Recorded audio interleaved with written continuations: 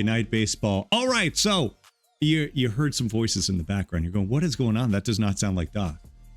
Your ears do not deceive you. We have not one, but two special guests. We figure Monday Night Football at a three-man booth. How about a three-man booth for Monday Night Baseball?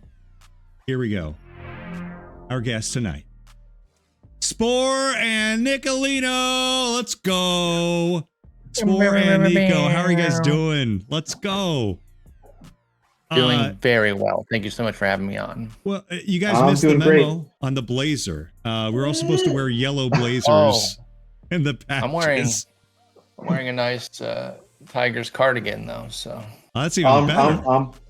I'm repping Paul over here with Fangraphs hoodie. All right, love good. Both of us, all of you, representing the brand. I love it. So this is kind of an employee takeover stream tonight, where we thought it would be fun to, I don't know, thank two people with Out of the Park Developments that work. I would say, dare I say, thankless jobs. You'll never hear them say it. I'll say it for them. And we don't thank you enough. And you guys are working tirelessly behind the scenes, working ungodly hours probably, and you rarely get to have the fun that we do. So I thought for one night, maybe you get to experience the same fun that we get to experience every Monday night. What do you say? Love it. Glad to be here, man. Yeah, I'm really happy to be here. Really happy to do this with you. If you hear anybody in the background, those are the kids. They are home from school. Yes. Unlike earlier today when I was on with Lap. I was going to say double dip for Nico today. He was on laptop earlier. Now here he is on Monday Night Baseball. What a big day for Nico. I'm loving it. It's nice when you can get ahead on some work. You're like doing a press junket, you know? Exactly. You're got a big movie coming out? Yeah. Tell us about your new project. Got a new book. So tell us about your new project. It's called, let me flip through my notes. What am I doing here? I love when you can tell the interviewer did not read or watch the thing. It's like, no research whatsoever. It's like the did you see the Seinfeld interview with Larry King where he's like, do you ever see that one where Seinfeld's on there and he's like, so what was that like when your series got canceled? It's like, I didn't get canceled. I left the show. It's pretty well known. Yeah, it was awesome. Well, you guys are with us. You know Jerry's gonna shoot him straight on that. Anyway, go ahead. Yes, I know. It's like comedic dynamite. He's like, okay, I get to pop one on Larry on his own show. So, you guys are both repping the brands of the two teams that we're gonna be playing today. Tell me about your squads. Why you love your squad so much? Go ahead, Nico. So I went with the '84 Mets. This was, at the time I'm 9 years old. And this is really the first Mets team that was competitive. It's sort of the beginning of that building to the '86 World Series. So this is a team actually I started when I really first got back or really got into OOTP. I started a game with this team. And I wanted to see if I can create this sort of '86 dynasty and have it sort of give it some stretch and to give it some years and see if we can build on some of the guys who are on here. There's players on this team. Now, granted, I was a Mets fan before that, but this was the first year where it seemed like the future was very bright. Mm-hmm. Obviously, you're talking about Dwight Gooden on this team, Sid Fernandez on this team. You really see some of the pitching. Ron Darling is on this team. But there are also some guys on this team that were some of my favorites growing up as a kid. Keith Hernandez is always one of my favorites. Mookie Wilson, as we talked about earlier today, probably my all-time favorite Met. He's on this team, Strawberry, but there were a couple other guys, Jose Oquendo and Hubie Brooks being two of them. I loved Hubie Brooks at third base for the Mets. Wasn't the greatest third baseman, but loved him, even loved him when he ended up in Montreal. Oquendo, to me, was one of those, I wish they did not give him away because he is precisely the kind of player I always loved. Multiple positions, good with the glove, solid with the bat, just good all around. You can plug him in anywhere. At this time in his career, though, he was a shortstop. Wasn't the greatest, wasn't great defensively. He was still, I think, 20 years old at the time. But then they gave him away to the Cardinals, which anyone who's a Mets fan, and especially in the 80s, knows how many times they ran up against the Cardinals in their runs for the playoffs. This season, 84, they lost the division race to the Cubs, but it was sort of the beginning, the harbinger of things to come for the Mets. So that's why I look at this team so fondly. Rusty Staub, this is towards the end of his career. He was a fan favorite. He loved being in New York, the Mets fans loved him. So there was a lot to love from still having that old era of the Mets that were these lovable losers, and then the beginning of what was to come for that dominance of going into 86. Well said. Yeah. It's always funny. It gives you a little more street cred too when you're not talking about 86 Mets. It's like, okay, no, I was with this team just as they were getting rolling, just as they were getting out of the train station. They were playing in the clubs before they got the arena. This was that squad, and so many great superstars. And I think too, those years especially, that's when a lot of us of a certain age, that's when we started collecting the cards. And even if you weren't a Mets fan, you were going for Gooden, you were going for Straw. I mean, those are the cards you wanted to pop. So here's something. So the 84 Topps was probably the first set of cards I really collected as a kid. The text along the side on the border. And if you notice, Legend we sort card. of pay an homage in PT with our 80s set. That's right. You may notice that. That was my request. I said, can we have a design that looks something like this? Because this was the beginning. I mean, I had cards from previous seasons, but that was the first time where I was like really going after Strawberry, going after Gooden, going after my favorite Mets players, and as well as other players around the league that I loved watching. That was one of the things where you're spoiled growing up in the New York area. Is you got to see all of the teams with two teams in town. You got to see everybody, the AL and the NL. Sorry, Paul, you were in Detroit. Yeah. You only got your American League counterparts. We got to see everybody, obviously before interleague play. So I was able to get those fun teams, those fun uniforms in those early 80s. That I always remember the Seattle Mariners, San Diego Padres of uniforms I look back at fondly. Harold Reynolds and Dave Henderson and those racing stripe Mariners with the Trident uniforms. I always desperately hoped that WGN would show White Sox games. As I mentioned on stream many times, I played an AL only league growing up, so Tigers on the local channel, and then just hope that it was a White Sox game, but it was usually the Cubs. And now he's showing the Don Mattingly. There's that card style. I love that style, and I love that we pay homage to it. We've done the 87 set before years ago. I hope we go back to that again sometime soon, because I love that 87 set. But that one's an excellent one too. I agree. This card was one of the most sought after when I was in grammar school. And I was one of the few Mets fans. It was all Yankee fans. But this card, if you were able to get a hold of this card, that was like currency in school. I mean, this was the best. This was the card right here. Every time I think of Don Mattingly, I don't think of the player. I think of this card right here. Hey, can you hit on the Tigers a little bit more while I try to find some 1987? And I'll take a request on 87 Topps too, because I'm thinking, for me, it's the Mark McGwire card. That's exactly the one I remember too. Is that right? Okay. Yep, and the Wade Boggs, because it's taken in Tiger Stadium. The backdrop there is Tiger Stadium, and for some reason, like, I'm sure other people can do it with their stadium. I'm not saying it's like some special talent, but for some reason, I can always pick out when a card is taken at Comerica or Tiger Stadium. Like there's just something about it. Maybe it's just watching those stadiums 81 games a year. I'm sure that's it. And other people notice when cards are taken in their stadiums, but like there's certain times. And so I'm 99% certain that 87 Wade Boggs is at Tiger Stadium, somewhere in like the on deck area too, because you can see the blue up there, and but that McGwire definitely reminds me. But anyway, for those who don't know, I grew up in Detroit, Allen Park to be specific, for those in the Downriver area. So I've been a Detroit fan forever. If you're born into it, you're not going anywhere. At least I'm not. And so I've lived and died with them, and mostly died. My childhood was pretty bad with baseball. They were a pretty rotten team. I was 3 when they won, so I have no recollection of that. I have a dim recollection of 87 and them being good and the excitement with that.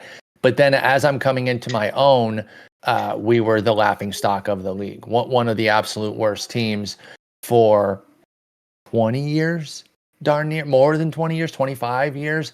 And then coming off 03, where we almost set the losses record, was a nightmare. And then things turned. And for, Dave Dombrowski will forever be my favorite GM Mhm. for ushering in a strong era of Detroit baseball.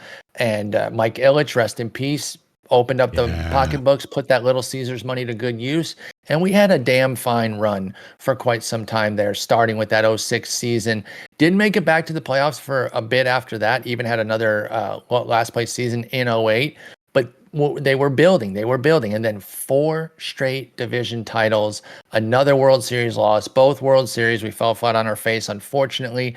But that 11-14 run, and we're going to use the 14 team tonight, the 2014. The Tigers were so loaded. They were like a favorite every year. They were automatic lock to win the Central, and that's because the Central wasn't terribly challenging, but also because they were an excellent team. And the pitching that they had, that they did not bring home a title with, is so difficult to look back on. And this, nothing captures that better than this 14 team with Rick Porcello's Cy. That now gives them 4 Cy Young winners on this team between Scherzer, Verlander, Price, and Porcello. And don't sleep on Anibal Sanchez, who was an excellent, excellent Tiger, and even a young Drew Smiley who came into his own with the Tigers. Problem always was a little bit of an all or nothing offense where they were mashers. And so if they went cold in October, that's going to be a bunch of strikeouts and warning track shots, and then a rotten bullpen. And, for years, I saw Washington during their cycle of quality as the NL Tigers until 2019. They finally figured out their bullpen. And basically what they did, particularly in the playoffs, was use the starters as the relievers. And I do wish that maybe Leland had done a bit more of that with the Tigers.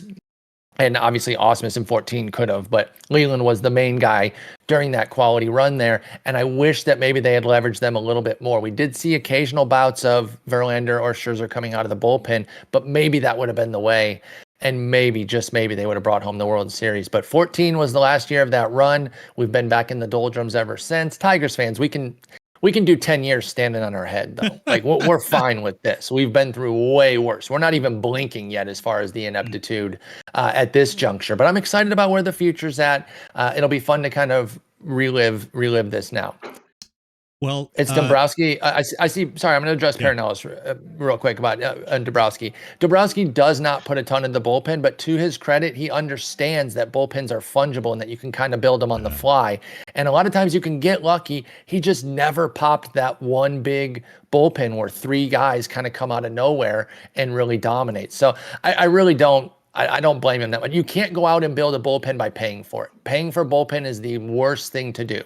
And so if you don't kind of spike them with the starters who matriculate into the bullpen, or to find those waiver guys that pop, then it just doesn't really come together. And unfortunately, it never did. And I see 2 names at the back end. I feel like that's bullpen. common. Is that commentary on the 2023 Mets right there? Exactly. It applies. Exactly. But I mean, in defense of Dombrowski too, you got Soria and you got Nathan, and Nathan is 1 year removed from, it looks like, a 43 save season, 1.39 ERA in Texas. And Soria, we know that he was a successful closer too. But they would come to Detroit. Like, we would get guys. That's the thing too. That's another reason that I don't really hammer Dombrowski, is he would get guys. We traded prospects for Soria. We brought in Nathan, and they were never like their best selves. Was the problem. We were always getting, and it wasn't even that Soria was cooked, because he went on to be good again after he left the Tigers. It was just something about being there. Obviously, we do have Verlander in the bullpen for this set because we're going Scherzer, Price, Sanchez, but he wasn't in the bullpen all the time. What would you like to? Now we're going to only play game 1 tonight because of time constraints. Let's go Scherzer. But would you? We will play the rest of these series over on my channel because it's going to be best of 3. If I'm unable to connect with you, Paul, what do you think? Do we want Verlander's your 3? Do you want Anibal there, or how do you like your rotation right now? Go Price, Sanchez, keep Verlander in the bullpen. Let's put a stud in the bullpen. And this was one of his, like, it was a modest year for Verlander standards in 14. I think he had like a mid-4s ERA. Like, he was still pretty solid pitcher, but it wasn't his best year anyway. So let's keep him in the bullpen for those final 2 games as well. Okay. And so you can leave him in middle relief role, or you want to change him? You're going to have him in a more prominent role in the pen, though. Make him the stopper. I love the stopper. You are such a stopper. Yep. I'm a huge stopper fan. Yep. All right. So are you okay? Soria as the closer and Verlander as a stopper? Okay. Yeah. Cool. Totally fine. And then let's go. Yeah. Leverage is good. Okay. let's see. So for this one, it was easy because this was a playoff team. They, of course, lost against Baltimore. We won't talk about that too much, but I went with the starting lineup from game one. Is this ecumenical for you? Okay. Looks great. Yep. For you, Nico, unfortunately, your beloved Mets that year did not make the postseason. I kind of looked through some lineups, tried to find something. There were some oddball, like I was seeing Chapman a lot at second base. I figured you wanted Backman in the lineup. Is that safe to say? Oh yeah, let's have Backman at second for sure. Can I make one change?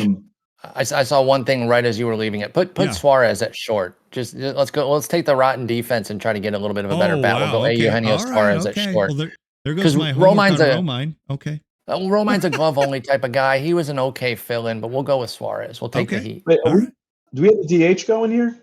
We do have DH going. Oh, yes. we have DH going. Okay. Yeah. We're playing in Tiger Stadium. Let's go. Right. I mean, America. Yeah. So here's the deal. It's going to be best of three. We are going to start in Detroit because honestly, I just think it's a better looking ballpark. No offense. And then game 2 will be in New York, but the DH will apply for all 3 of these games. Perfect. Okay. No one wants to see pitchers bat, Nico. Yeah, everyone loves pitchers. Without pitchers hitting, you would not have Bartolo Colon. I'll trade it in. For all the injuries that happened to pitchers while they were hitting, I'll trade in Colon's homer. I'm willing to do that. Luca's here to visit us. Hey, Luca. We love guests. Let's go 3-man to 5-man booth right now. Let's go. Hi, and you've got 3 children, right, Nico? Hi. Yeah, I have 3. So it's my daughter Gabby. She's 13. Luca's Gabby. 11. Hi, Luca. And Max is watching TV in the other room. He's 8. So what sweet kids. We have our hands full, but they're great kids. So let's see what we got. So Okendo. Wow, we have Fitzgerald behind them. What does Fitzgerald look like defensively compared to Ron Hodges? So he is I can't click and see it, but it does show 45 defense, and Hodges is a 35. I would stick with Fitz. I'll stay with Fitzgerald then. Yeah. Okay. I was hoping Ron Hodges. He just recently passed away. Ron Hodges. I did not know. So let's see. Yeah, Mookie in the leadoff bat. That looks right. Hernandez, Strawberry, and Foster. Foster is such a big bat. He was all or nothing for the Mets. Home run or strikeout. QB. I would probably. How does Ray Knight and Hubie? Ray's a 50 defensively, if you're wondering about third base, and Hubie is a 45, so lesser of 2 evils. Yeah, let's put Ray Knight at third and Hubie as the DH. And just hitting contact. Oh, sorry, you want Ray Knight at third, you said, right? And Hubie let's put Knight at third. Yeah. They're let's not just flip them. That. I'll just do this. Ray Knight, third, Hubie DH. Okay, there we go. Got it. Okay. Yeah, Hubie's a pretty wretched defender. He wasn't. He was also a shortstop. So I know, which is funny. Shortstop in quotes. Yeah. Can I do a quick shout out real quick? Yes, please. Go ahead. Who trying to ball? Fellow Tigers fan beat me in the silver platter today. We had a nice little finals round battle. Congrats to him. His first daily tournament win. So congrats are in order there for Who Trying to Ball. Well done. And let me guess, he played all Tigers or ex-Tigers. Dude is true to the team. That's the only way it counts. Yeah, that is wild. Love it. In a daily, no less. Yep. And you know what? Paul, by the way, we could be playing this right now. It'll be 2 outs. Your Tigers could be on the verge of clinching a championship on Monday Night Baseball. And if the Red Wings are on, Who Trying to Ball's going to go like, oh, guys, I'm out. See you later. Gotta go. Gotta check out the Wings. Love it. Detroit fans are loyal. Yes, I love it. I wish I loved my hockey team that much.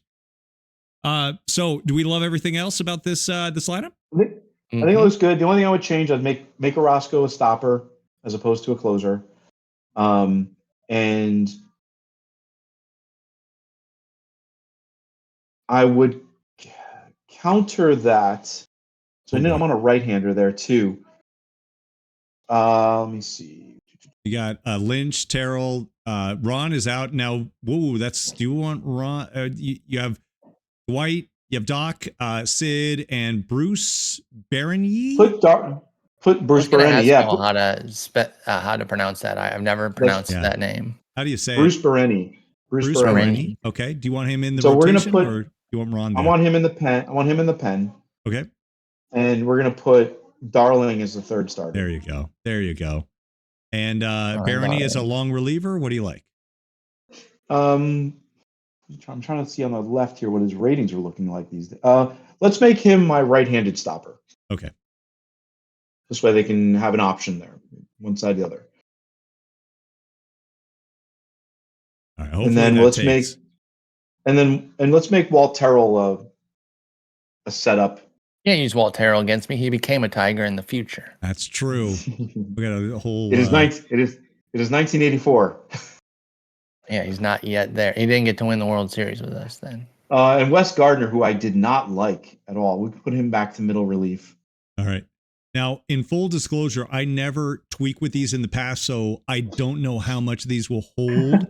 That's fine. Sometimes the I think AI they'll- may That's all right. override it, but you'll see we've done the best we can. Absolutely. We'll let Absolutely. Davey Johnson will figure this out, I'm sure. Sure, he will. Um, Let's go. And then just put Tim Leary as middle relief, and I think we're good there.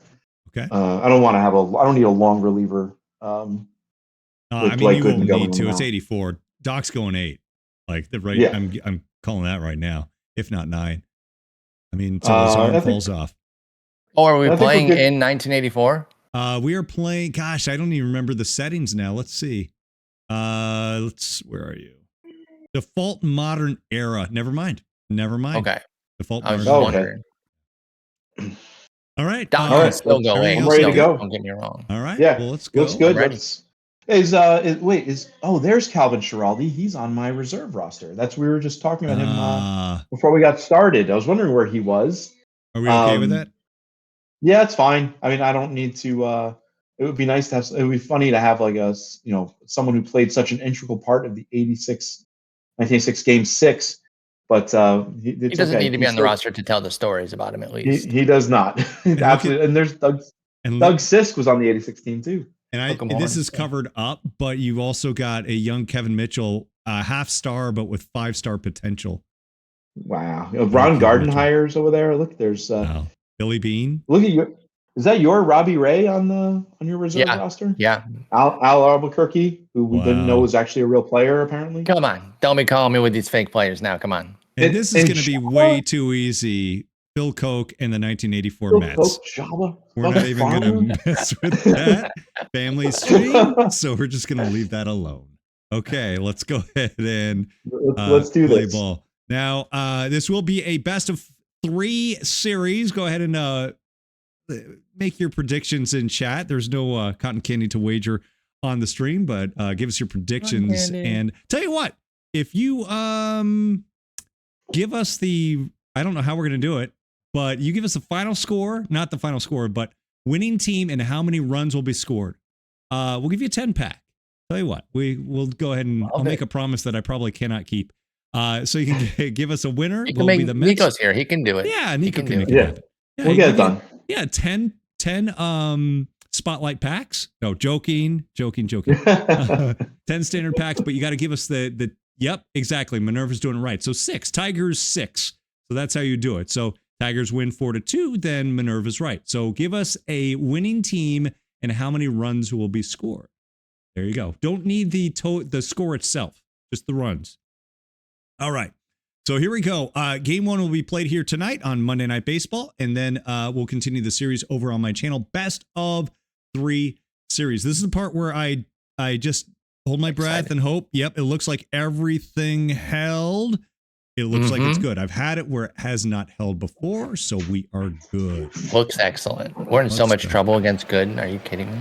I mean, Doc, just as he's like, his peak was so short, but so good. All right, so Yeah. so and good. we get first of all, Spore, can you please just talk a moment about this beautiful ballpark?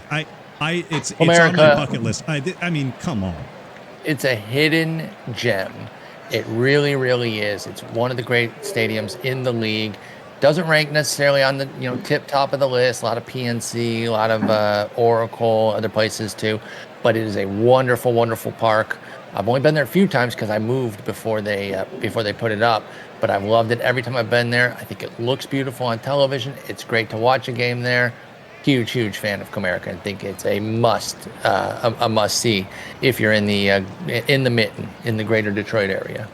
Nico, you got a ballpark that can top this one? I have Don't not you been dare to say Comerica. Shea. I would love to go. Oh, Shea had charm. That's a nice way to Say put it. that. That's a nice I way did to put enjoy it, yeah. City. I went to City Field this year for the first time when we moved back to Jersey. I really liked it. You know, when you're in and out of Wrigley Field on a regular basis, it's hard to match that. Just that charm, the neighborhood feel to it. I know now it's a lot more built up with what the Ricketts family has done around it, but there was something just being able to go into one of those old parks that is just so great. And I really enjoyed what are they calling Milwaukee now? Is that American Family Field or some Yeah, something stupid like crap that. like that. It's That's a really great park, and it's easy to go get in and out of that place. So, Max is here with his Santa riding a we got the T-Rex. whole crew. Who's I love Max it. going for today? Max, who Hi, are you Who do you going want for to win today? Hold on. I'm here. They want to talk to you. Hey, Max, say hi to everybody. Hey, buddy. Say hi to everybody. What a cutie. Say hi. All right. Who do you want Most to win? We're playing important the Tigers question. against the Mets. Yeah. Who do you want to win? Mets. Ah, And you have Influenced another by his special dad. guest in the background. Who's she going for? That's Gabby. Who do you want to see win? Gabby, go for me. Please pick my team. Mets. Talking to your ear.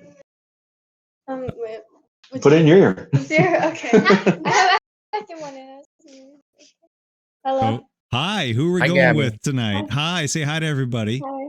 Pick the Tigers, Hi. Gabby.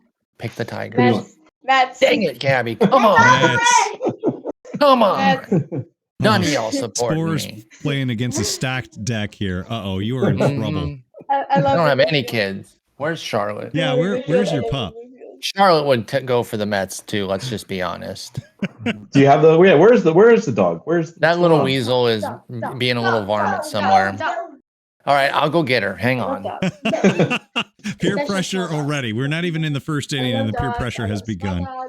Big So dogs. it's a medium family dogs, affair. all dogs, fluffy dogs, And short-haired everybody in dogs, all chat dogs. has wagered in on who they think will win as well. And we're getting some great talk about the ballparks too. Budweiser Stadium, also known as perhaps Busch, I'm guessing. And Wrigley, I've been there. I love it. I've got a bucket list of stadiums, but I got to tell you right now, the ballparks I haven't gone to, Comerica is at the top. And yes, finally, Spore has an assist here, so we have a fair game now. I love it. I'm freaking. My going kids for are the Mets. loving Charlotte. Can I take? I am Yeah, you have definitely to going root for for the Mets. Tigers. If you root for the Please. Tigers, you can You have to take root them for the home. Tigers. Boo! I'm not Actually, rooting if for that's the what it takes to get Tigers. the dog, I'll take it. I'm rooting for the Mets. Go Tigers! I don't really care. I was like, go Nico. Just like mail it over.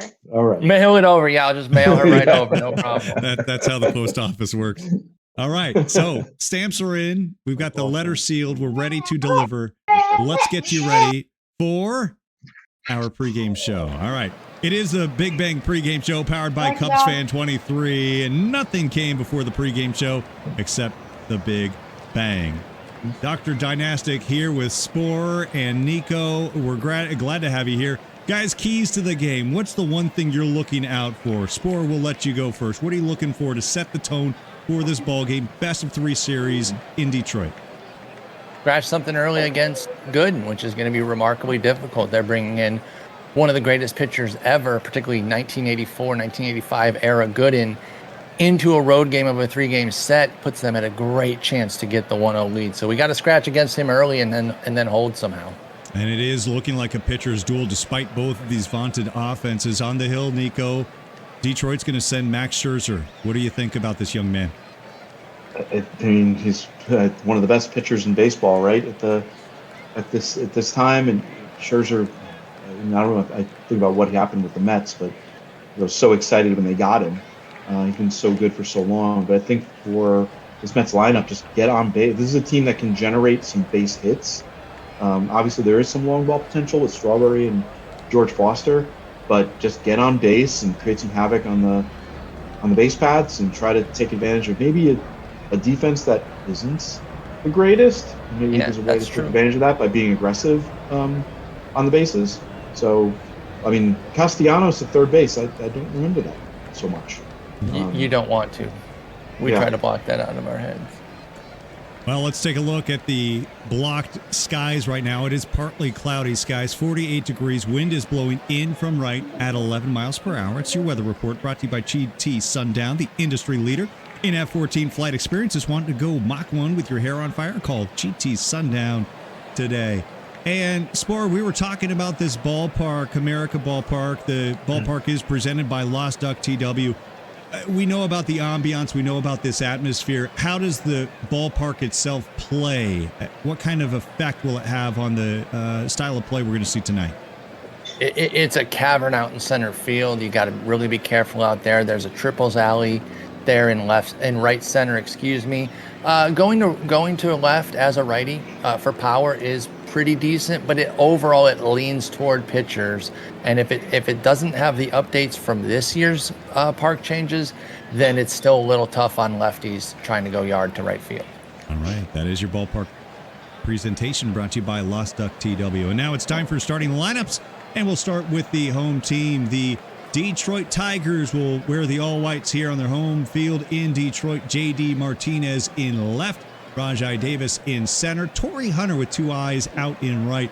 On the infield, Nick Castellanos at third, Suarez at short, Kinsler on second, and Miguel Cabrera at first base. Your starting battery here tonight, presented by D. Mendro, celebrating the Illinois State 6A champions, the Cary Grove Trojans. Your starting battery tonight, Alex Avila will catch, and Max Scherzer, an 18-game winner in 2014, will be on the bump. 1 year removed from a magnificent 21-3 campaign where he struck out 240 batters, a new career high, and now he bests it in 2014.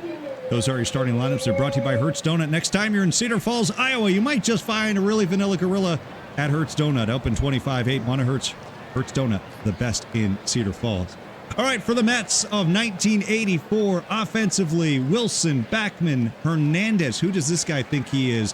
Strawberry batting cleanup. Foster in the 5 spot. Hubie Brooks DHing. They're hiding his glove. He will bat 6. Ray Knight at third, batting 7th, followed by Mr. Utility, Jose Oquendo, batting 8th, and Mike Fitzgerald will bat 9th. All right, let's take you to the first pitch here tonight. The first pitch is presented by Chess Safari. It ain't checkers, it's chess. Chess Safari. Your first pitch coming in here, 4:38 Pacific time on Monday Night Baseball, and here we go. Scherzer racks up the strikeout, and Spore, your guy is going early.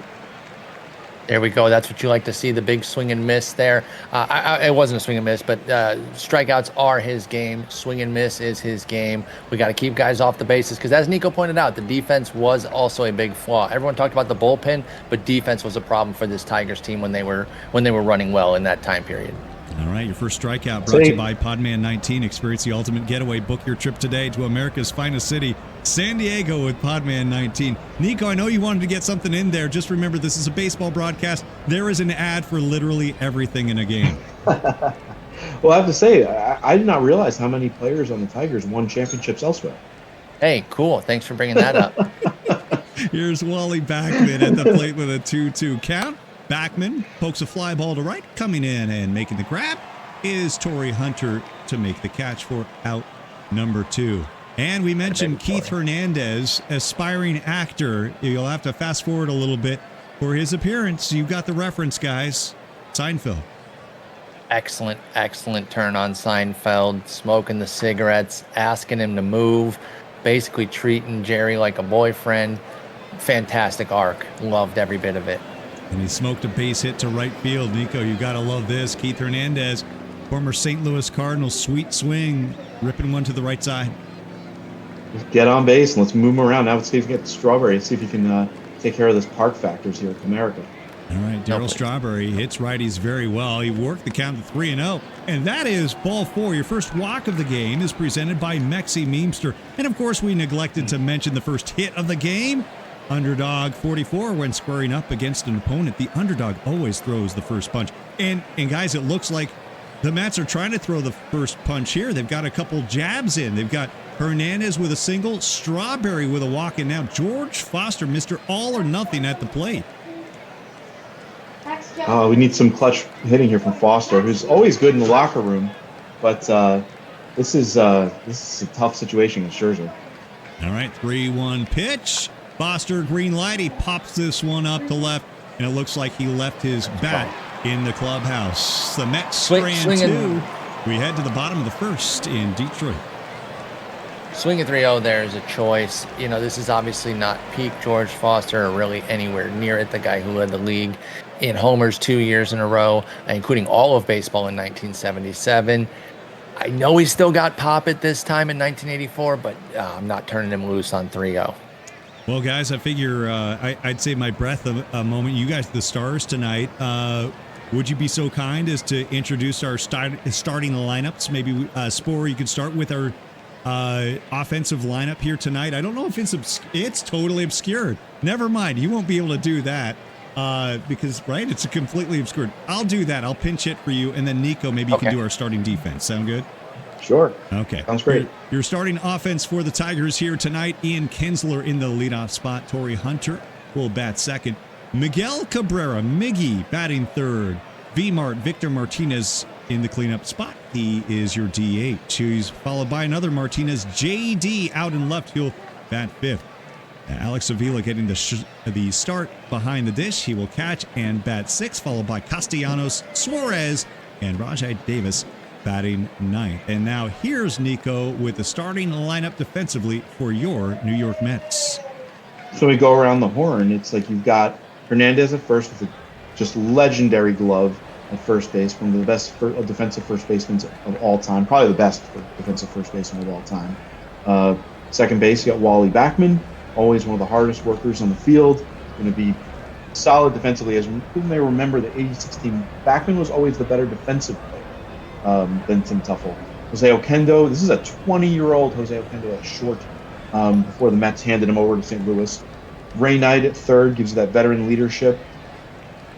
There's Oquendo, you see here, he did not have the all the position. I don't think he has all the defensive positions in this. No, because part. He hadn't played him yet. Yeah, so not until he got to St. Louis did he really become the player that we all love him for. Left field, you got George Foster with the big bat, and obviously made a name for himself on the Big Red Machine in Cincinnati. Mookie Wilson in center, who covers so much ground. And then in right field is Strawberry, who just has a big arm in right field, can track things down, but he's also still the linchpin of the offense when it comes to hitting homers. And then Mike Fitzgerald behind the plate is going to give the solid defensively, and then on the mound it's just the doctor. The doctor is in with Dwight Gooden. This is one of the best pitching seasons of all time, especially for such a young player. When he was pitching, and then we're growing up in this season, it was impossible to get a ticket and in cavernous Shea Stadium, and his starts were just events. The only thing I could ever see come close to that was recently when Matt Harvey on the Mets, when it was Matt Harvey Day. That was the closest. But Dwight Gooden starts were just you just had to put Doc starting on the marquee, and that was it. Absolutely electric. And look at these electric ratings. They're brought to you by Spore. 70 stuff, 80 movement maxing out there, and the curveball that could just roll off the table, 75. And don't forget, too, man, the guy had a pretty good fastball. The ratings brought to you by Spore. All right, let's take a look now at the first pitch that Ian Kinsler will see. Ian Kinsler will lead things off. And by the way, Ian, who signed with the Rangers before coming over to Detroit, signed on his 21st birthday for a whopping $30,000, a mere pittance for what he's making right now with Detroit here in 2014. Nice play by Ray Knight. He knocks it down, throws to first, and a bad throw. So Kinsler is safe at first. We were talking about the edgy part about the third base position, Nico. how kind of a lesser of two evils putting Knight on the bag at third tonight. Yeah, I was hoping a little bit better from Knight, but hey, we can always switch him with Hubie if necessary. If that happens again, we don't need to cause more. We don't need to make more work for ourselves. That's for sure. We want Doc to be efficient. We don't need him to work harder than he has to. Let's turn 2 here. And the official ruling will be error, despite Knight knocking down the ground ball and then throwing to first, and the runner did not advance. But official ruling here will be an error. So an error charge tonight. Kinsler is on first, and Torrey Hunter is at the plate. 1-2 pitch. Torrey goes down swinging, and Doc gets him on the fastball swinging, and that is why everybody shows up when Dwight Gooden is on the marquee. So Kinsler on first, and now it's Miguel Cabrera. Spore, you could probably spend 30 minutes talking about this young man, and still you wouldn't have enough time to talk about what he means to Detroit, what he means to Major League Baseball. Absolute legend, walk-in Hall of Famer, inner circle kind of guy, one of the best of his generation. Probably only Pujols better as a right-handed hitter for his generation. I have no problem putting him second to Pujols. Just amazing. And to be able to get him, I was praising Dombrowski earlier. Obviously, no better move than this one. It looks like we stole him in the end because Andrew Miller and Cameron Maybin, for all the things that they did do well in their career, none of it was really with Florida, now Miami, of course. But at the time, it was 2 top 10 prospects. It's what you do have to pay for somebody like this. They didn't pan out. They're prospects. I'm not saying that I would have traded a 25-year-old Miggy. I play the base game a lot. I wouldn't be trading my 25-year-old locked-in superstar for 2 premium prospects. No chance. I would not do that. That's the kind of guy you build around. But Miami, with the financials that they like to engage in, felt like, hey, we got to reset the cycle a little bit, get a couple younger guys. And it was a huge blunder for them. And of course, Miggy was an institution for the Tigers. Had a fun retirement season this year that had some great moments. Obviously, his bat wasn't what it was for the last 4 or 5 years. But at his peak, one of the most feared hitters in all of baseball, and probably the most feared hitter in the American League for quite some time. Miggy goes down on strikes on a Dwight Gooden curveball, so no double play there, but the pitcher's next best friend, a strikeout. 2 down, and now Victor Martinez at the plate. 2-1 offering, little blooper to right, that's going to fall in for a base hit. They'll send the runner to third, and it gets through Knight. And now they're going to try to send him home. And another blunder by Knight. Will come in to score. Wow. Didn't you switch Knight to third for the improved defense? Yeah, we may need to after this inning, we need to switch him, flip him, get Hubie back at third. He's having a rough start right now. My goodness. First run of the game presented by FK and Kamish LB. The error will be charged on Strawberry for what it's worth. But boy, Strawberry had him out by a country mile, and it got through Knight, who all he had to do was knock it down and pick it up. He could have applied the tag, but Martinez advances on the throw. He is on second. And J.D. Martinez is at the plate. 3-1 to J.D. And Doc lets him off the hook. A ball 4. And now there's 2 aboard. Love throwing too many pitches here. Yeah, these 2 errors are really running up his pitch count early for what could have been a really easy inning. The walk from J.D. J.D., one of the greatest stories of that nice Tigers era as well. Pick up from the Houston Astros, kind of an afterthought. He's just not going to work out. Goes down to the minors, rebuilds himself. Who does he rebuild himself off of? He had started this track with Houston. It was Miguel Cabrera. And now he gets to go be with the guy that he wants to make himself after, which was obviously huge for him. I'm sure a lot of y'all know about how he kept a notebook of all of his at-bats and everything. Really studious, smart guy about the game. Could you imagine, though, that you're trying to pattern yourself after one of the greatest players in the league, and then you get to actually play with him and pick his brain and have his ear. And Miggy was always open to helping guys and really kind of getting in there and teaching them whatever he could. So JD is always one of my favorite players, even though we got nothing for him in the trade. That's not his fault. I don't hold it against him. JD Martinez is a god. Well, they got one god on first, Victor Martinez on second, Alex Avila at the plate. Full count pitch, ground ball, right side, smothered by the first baseman Hernandez. It was dropped momentarily by Gooden, but then picked it up, and now the bases are loaded. They're kicking the ball around third here error in Detroit. This is so unstereotypical. This Mets team to be this That sloppy is- defensively. You look like the Tigers defense in the St. Louis World Series in 2006. That young team when they were throwing the ball all over the joint. That's exactly what this looks like right now. An early blunder. How many pitches are we at here, Doc? Can you find that? It's got to be upwards of 25 pitches. Yeah, Not 30 good. pitch inning Not is good. is once you hit 30 in an inning, that's like the scary point. We're probably going to get there. Boy, Doc Gooden having struggles as he is having major problems. Now, I want to address something that I may have said earlier in the broadcast, and I want to retract that. There was something that I regret. I pride myself and think of myself Tom Brenneman moment. As a man of faith, and I do apologize for that. As Castellanos grounds this one to third, they'll get the force at second. I was hoping that he was going to go yard. I don't know if I'm going to be putting on this headset again. That is not who I am. We'll be right back. Turns out it is. What an inning there to scratch out a run, to push him to 30-something pitches. Actually, it looked like there was only a ball and then the out there, so 29 pitches, I think. But like I said, 30 pitches is kind of that break point where it's problematic in an inning. So even though it wasn't all his own fault there, we got to dock a little bit, even though it was only one run. I love it.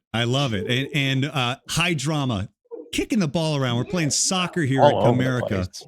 Oh, my Yeah, goodness. 3 errors in the first inning. That's terrible. Can't get any worse than that.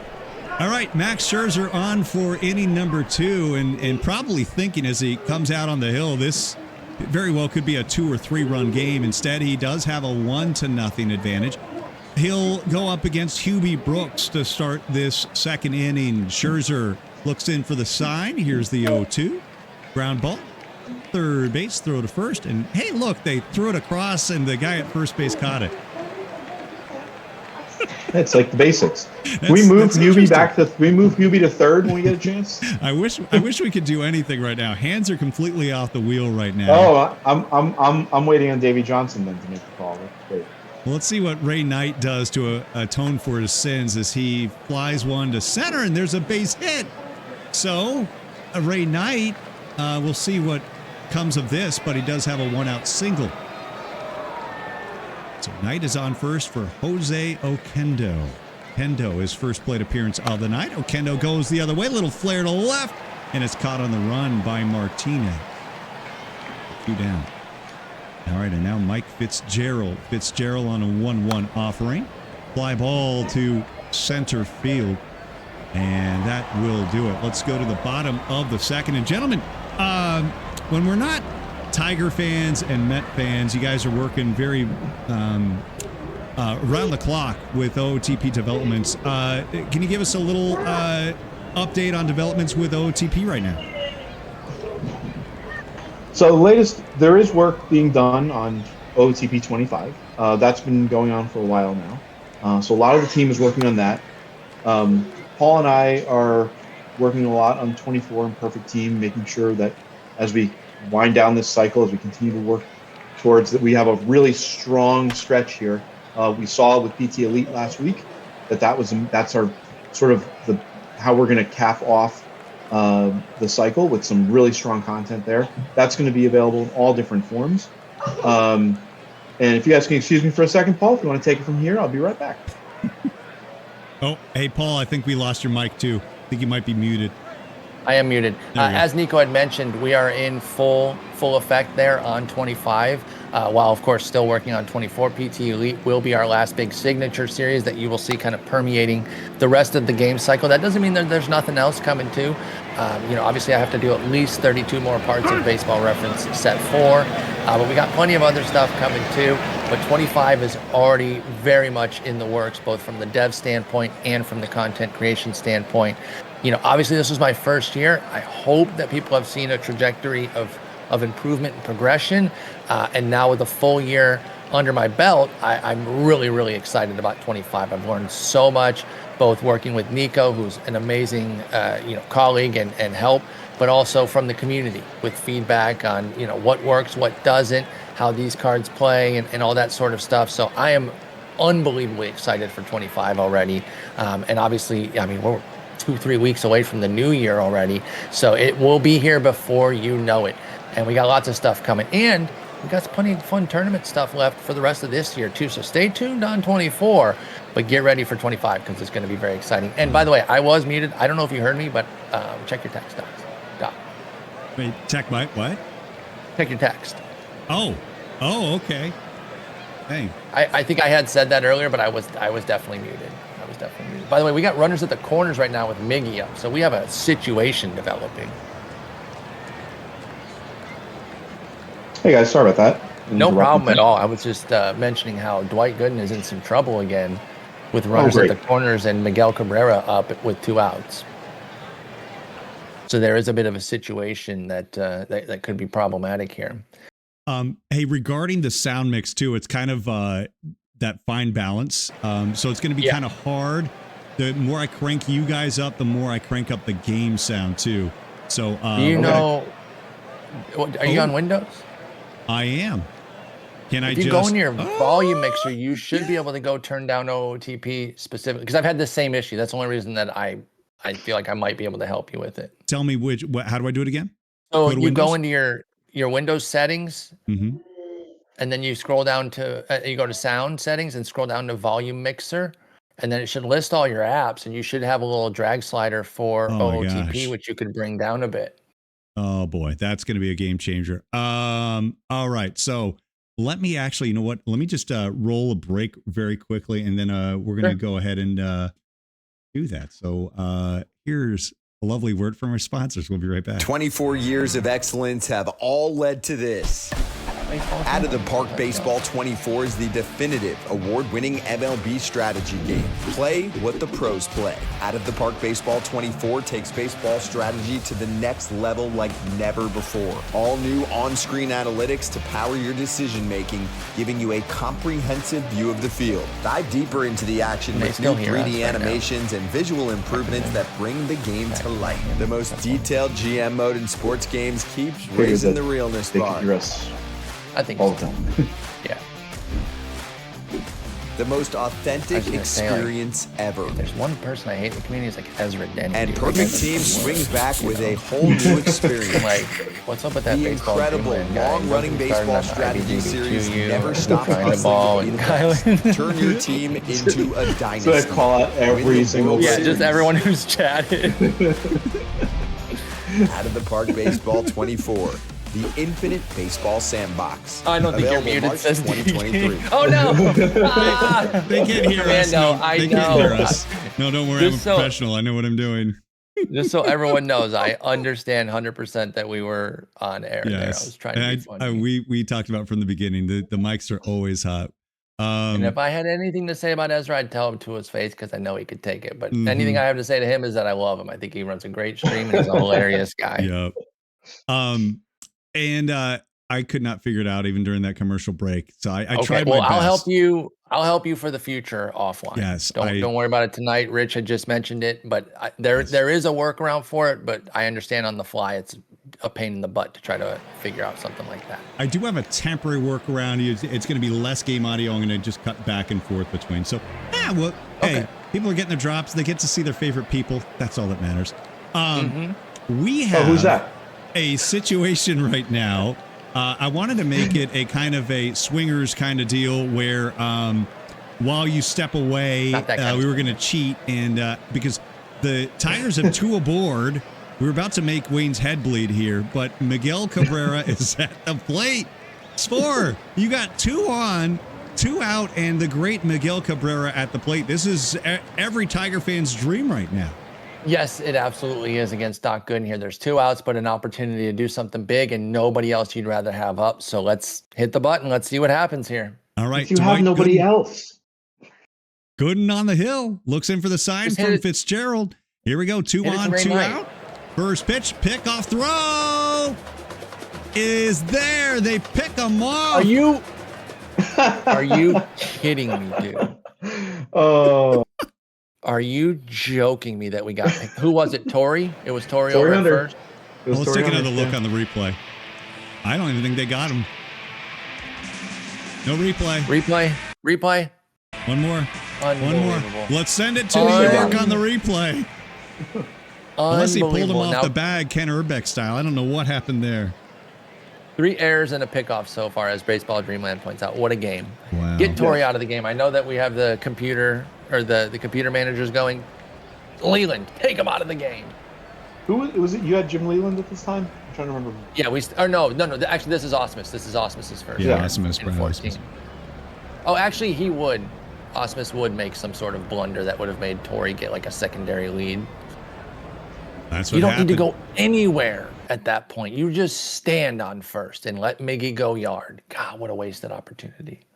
All right, so Just now you know how I felt so far.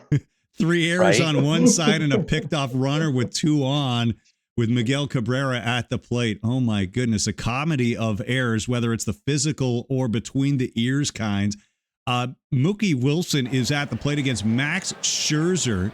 Here's your 0-1 offering to Mookie, and he grounds this one to short, and Detroit manages to get the out. So that's how you play the defense. And now it's Wally Backman. A little bit more about kind of what's on deck. I know Paul was able to kind of give us an idea of what's in the works for 25. Nico, would you be able to kind of weigh in too with what's in the works? Yeah. So, obviously this is a big deal. OOTP 25, the 25th anniversary of the game. As I mentioned this earlier, it was on with Laptop Hound in his stream. It's for a game of this size, independent game, to be around for this long, have this many iterations of it, the 25th version, we're trying to go pretty big with it. We're trying to make this a memorable version, something that will also in PT, we'll be able to try to celebrate the version of OTP 25 through PT. Paul and I have talked about different ideas and trying to do that. We really want to continue. Including a community one. What's that? I said, sorry, including a community idea that we will get more into this winter. Yeah. And what we want to do is we want to make this a memorable experience for everybody. We try to do that with each version of our game. We try to make this entertaining and fun for everybody, but there's something special about hitting that, quarter of a century and trying to do something we haven't done before. So I always say the game is always going to evolve. Perfect Team is always going to evolve. And we feel like this season coming up with PT 25 and OTP 25, we can do that even more. We can take some steps. I think we have some things on the board. I don't want to give things away necessarily, but there's some stuff that Paul even knows about that the community has been clamoring for, that it's being worked on. These things are being worked on. And I really hope that we're able to deliver and we can have something that everyone in the community will love and feel, when we get feedback from the community and we can't do everything. We can't apply every bit of feedback into the game, but we do apply a lot of it. And Absolutely. I really hope that allows the community to feel like some kind of ownership into what they experience in our game, whether it's tournament styles in Perfect Team or Perfect Drafts, or we have a great network of players who help with our database, and we hope that helps to give people a sense of being part of something. And even things like this, like our streams, to be able to have a community that's a wonderful community that is communicating, talking to us, being able to interact with us. On the forums, you have people who make mods for the game, whether it's old ballparks and old uniforms, logos. They do all types of things, even down to fictional stuff. And some of the stuff I've seen on the forums with fictional universes, that just adds to the sense of ownership and connection to the game. I think one of the things I love about OOTP that I think we're just going to continue is the ability to customize it, to make it be a reflection of yourself into your personality. Do you want to play with MLB teams? Do you want to play with minor league teams? Or do you want to just create your own universe? And that area, see the creativity that goes on, is just unparalleled in a lot of games in this genre. So I'm actually working on my own fictional world. It's been a slow process because there's a lot of work to do to make sure that Perfect Team is running operably every day. But I know I've talked a lot about Paul. talked a lot with Paul about it, and as far as what I'm trying to create, and I'm hoping that I can eventually get there. Maybe this winter during the winter break, when between Christmas and New Year's, I can spend some time with it. But Yes. We I have to know see how it. much Come time. on, I tell know us how about much it. How many time- teams? Where is it? Tell us about this league. So what I'm building is, I had this idea a couple of years ago, and I literally just started typing out a bunch of so it's a New Jersey baseball league. And what I want to do, what I've been doing, I've typed out how many cities I'd want, what the divisions would look like, what the logos The would look logos like. are going to be. Yep. I've And seen some of this. Sorry, y'all. I just was contributing. looking at like what are some of the high school names and nicknames and logos. Not for all of them, but for some that I liked. And I found someone in the community who was helping me with the logos. He designed some great logos and uniforms. So what I did was, I've got it. I'm trying to figure out now is, how do I want to start? Do I want to start with 20 teams, 26 teams, then get up to 32? How do I want the divisions to grow? So, I want to do a fantasy draft process. So I've got this whole big thing in my head. And I've also, in that process, you also have to remember, you have to figure out the stadiums. I have the stadium names. I have an idea of what real stadiums I would use as those stadiums to kind of make it easier. Otherwise, instead of building out 32 stadiums, it'd be easier to take the park factors and apply them to these, pretend stadiums, but say like, hey, this stadium's going to play like the Polo Grounds, or this stadium may play like the, Baker Bowl, or this may play like the, Dodger Stadium. Just try to do things like that while also applying, and it'll be, like I said, it's contained to New Jersey. So you'd have towns next to towns next to towns in a division to sort of create that sort of local, local flair to it, as well as trying to figure out, do I go with a historical draft, like a historical, like fictional draft that just has every player in Major League history? Do I try to do current players, or just complete fictional, go off the board with a totally fake league? Yeah. So there's still a few things I need to like sort out. I have an idea of what I want to do. I just need to. What really hurt me was that I was saving all of my parks, and then the file got corrupted, and that just set me back. So I need to spend a little bit of time on it. But Paul's seen some of the logos and some of the stuff I've tried to do. One of the things I love doing is taking classic logos of sports teams that are not identifiable to their sport, and pulling them in. Houston Oilers, the Hartford Whalers, things like that. Yeah, because there's like no football on the Oilers logo, which, by the way, is such a fantastic logo. I love that Houston Oilers with the baby Well, blue. It would be a hockey puck, Paul, not a football. So, No. Oh, the sorry, Houston the Oilers, I'm thinking of the Whalers. Sorry. Yeah, the Yes, Whalers. the Oilers.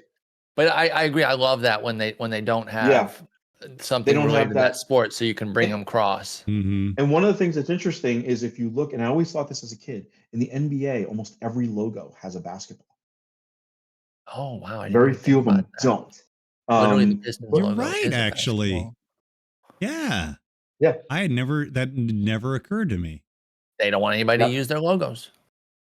So no fictional baseball for you. But taking in like the New Orleans Saints logo, I think is a natural the fleur de lis setting for. So like, Secaucus, New Jersey is going to be the Secaucus Saints, and they will have a New Orleans Saints sort of like look to the uniforms. So I did things like that. I brought in some teams that actually did exist in the area.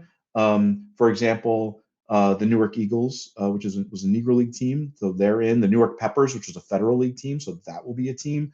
One of the ones I love was the Hoboken Nine, which played the first ever baseball game ever. And it was them against the Elizabeth Resolutes. So both of those teams are in the game. I have that on the board for being in the league. So things along those lines I tried. And then I tried to like add some flair to it. So it's one team looks like the Houston Astros Tequila Sunrise uniforms. One team looks like the Chicago White Sox license plate uniform. So try to do something that gives it some character. So I'm really I'm looking forward to it. I just need to get there. But part of getting there is time. Also finding that time. Yes. And it's hard to find that time when you have a family. Well, we can't do anything about the family, but tell you what, take a timeout. Let's skip 25 and we'll go OTP 26. No. We've already put in too much work. We can't. All right, skip 20. You can do 25. We'll skip 26. Okay. Take the year off. Build your league. It'll totally be worth it. Yeah. All right. We've got a huge situation here. We've got 2 aboard for the New York Mets as we rejoin action. In the 3rd inning, New York trailing 1-0. The 84 Mets trailing 1-0. And they have Backman and Hernandez on base and Darryl Strawberry at the plate. Wow. There we go. Scherzer There we working go. from the stretch. 0-2. Straw swings and misses. There was no pickoff, but it was a strike 3. 2 down. And now it's George Foster in another critical situation here. Did not deliver last time. We'll see what he does here. Foster with a fly ball to shallow left field. And the inning is over. 2 runners stranded as we head to the bottom of the 3rd at Comerica. There will be something almost poetic if this game is decided by an unearned run between these It two would be franchises. hilarious if this was a 1-0 game with 3 errors and a huge pickoff. That would be really funny. Miguel Cabrera, leadoff man, is aboard. He'll take a 5-pitch walk, so 3-1 count. Didn't he bat spits on last that inning? pitch. Oh, wait. Never mind. That didn't count. No, it sure didn't. Cabrera on first Now, for would Victor that Martinez. have counted as a, from a statistical standpoint, did that count as a plate appearance? As a No. what? Plate A appearance. plate appearance? No, That did it not just count. cycles over. No, because then he would get an extra plate appearance here. Yeah. So Cabrera is on first for JD Martinez, and Doc is racking up the Ks. Remember, he had 276, which was unheard of in the 1980s. 276 strikeouts. Now, this was before Pedro and Kevin Brown and Randy Johnson, where numbers like that, Kurt Schilling, where you were 250, 270, 280, 300, and it was kind of like, okay, that's the new benchmark. Dwight Gooden for a moment. Let's think about 276 strikeouts. Nobody else is even close to this in 1984. Go ahead, Nico. You can talk about him. He's amazing. He was just on a complete another level. I'm trying to see if I find out who he struck out that season, because he was just, I mean, he was unreal. He struck out the most. How about this? He struck out Tim Wallach 9 times that season. I feel like 9 times. 9 times?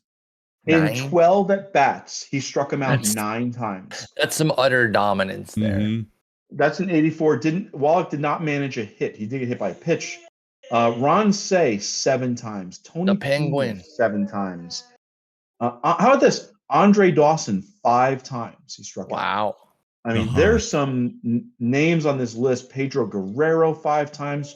Greg Nettles must have been on the Padres at that time 5 times. Mm-hmm. Ryan Sandberg 5 times. I mean, he racked them up, and it was everybody. No one. This wasn't because pitchers were hitting. That's for sure. Exactly. He wasn't just picking on scrubs. And just for some perspective, Virgil, Juan Samuel, wow. Doc had 276 strikeouts that year. The next highest, and this was at vintage Fernando Valenzuela, 240. 240. Wow. So 36 strikeouts behind.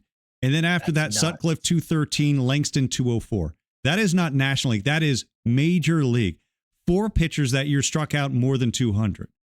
Gooden had 276. He was 24 shy of 300. Unbelievable. Unreal stuff. All right. Well, he's got 4 Ks so far. He's got Miguel Cabrera still on first, JD Martinez, and there's a pop-up foul territory.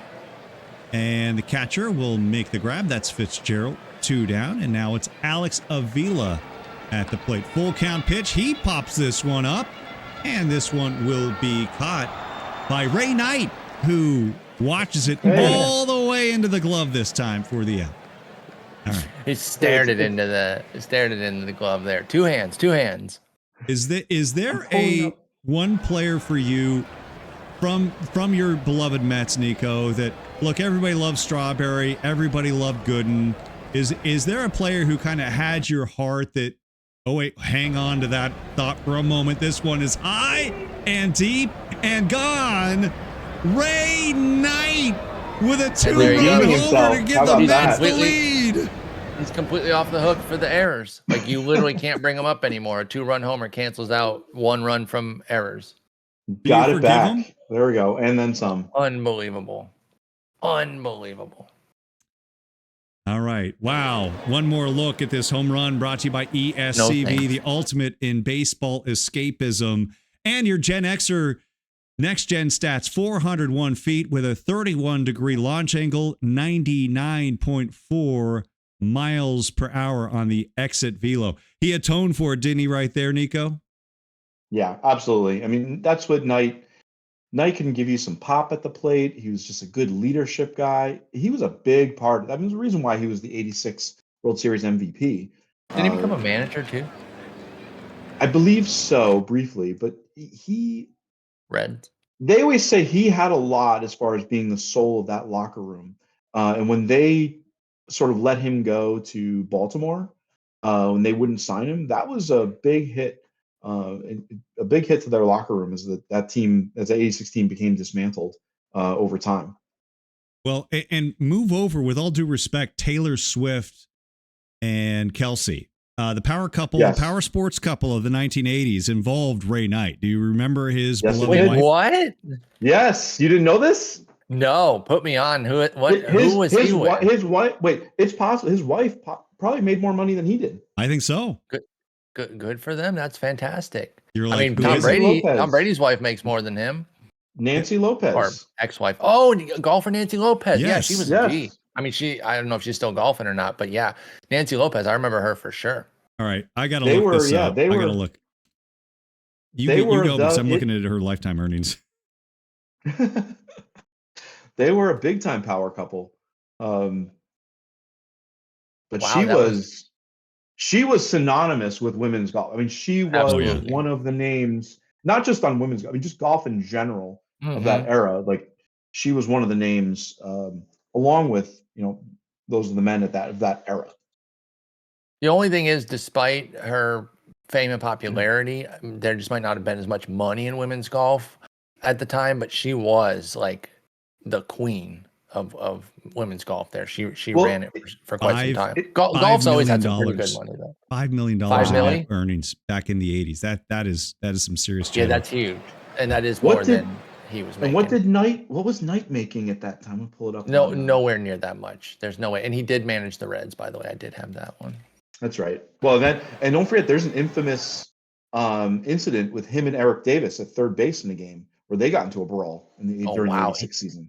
He made about $3 million as a player, according to BREF. Now they don't have Wow. every year, so you could probably say closer to $4 million, maybe, if you add up all these other years. But they have about $2.9 million on the books here. Wow. So they were a well-off couple. Good for them. Now they didn't last. She's on to her third husband now.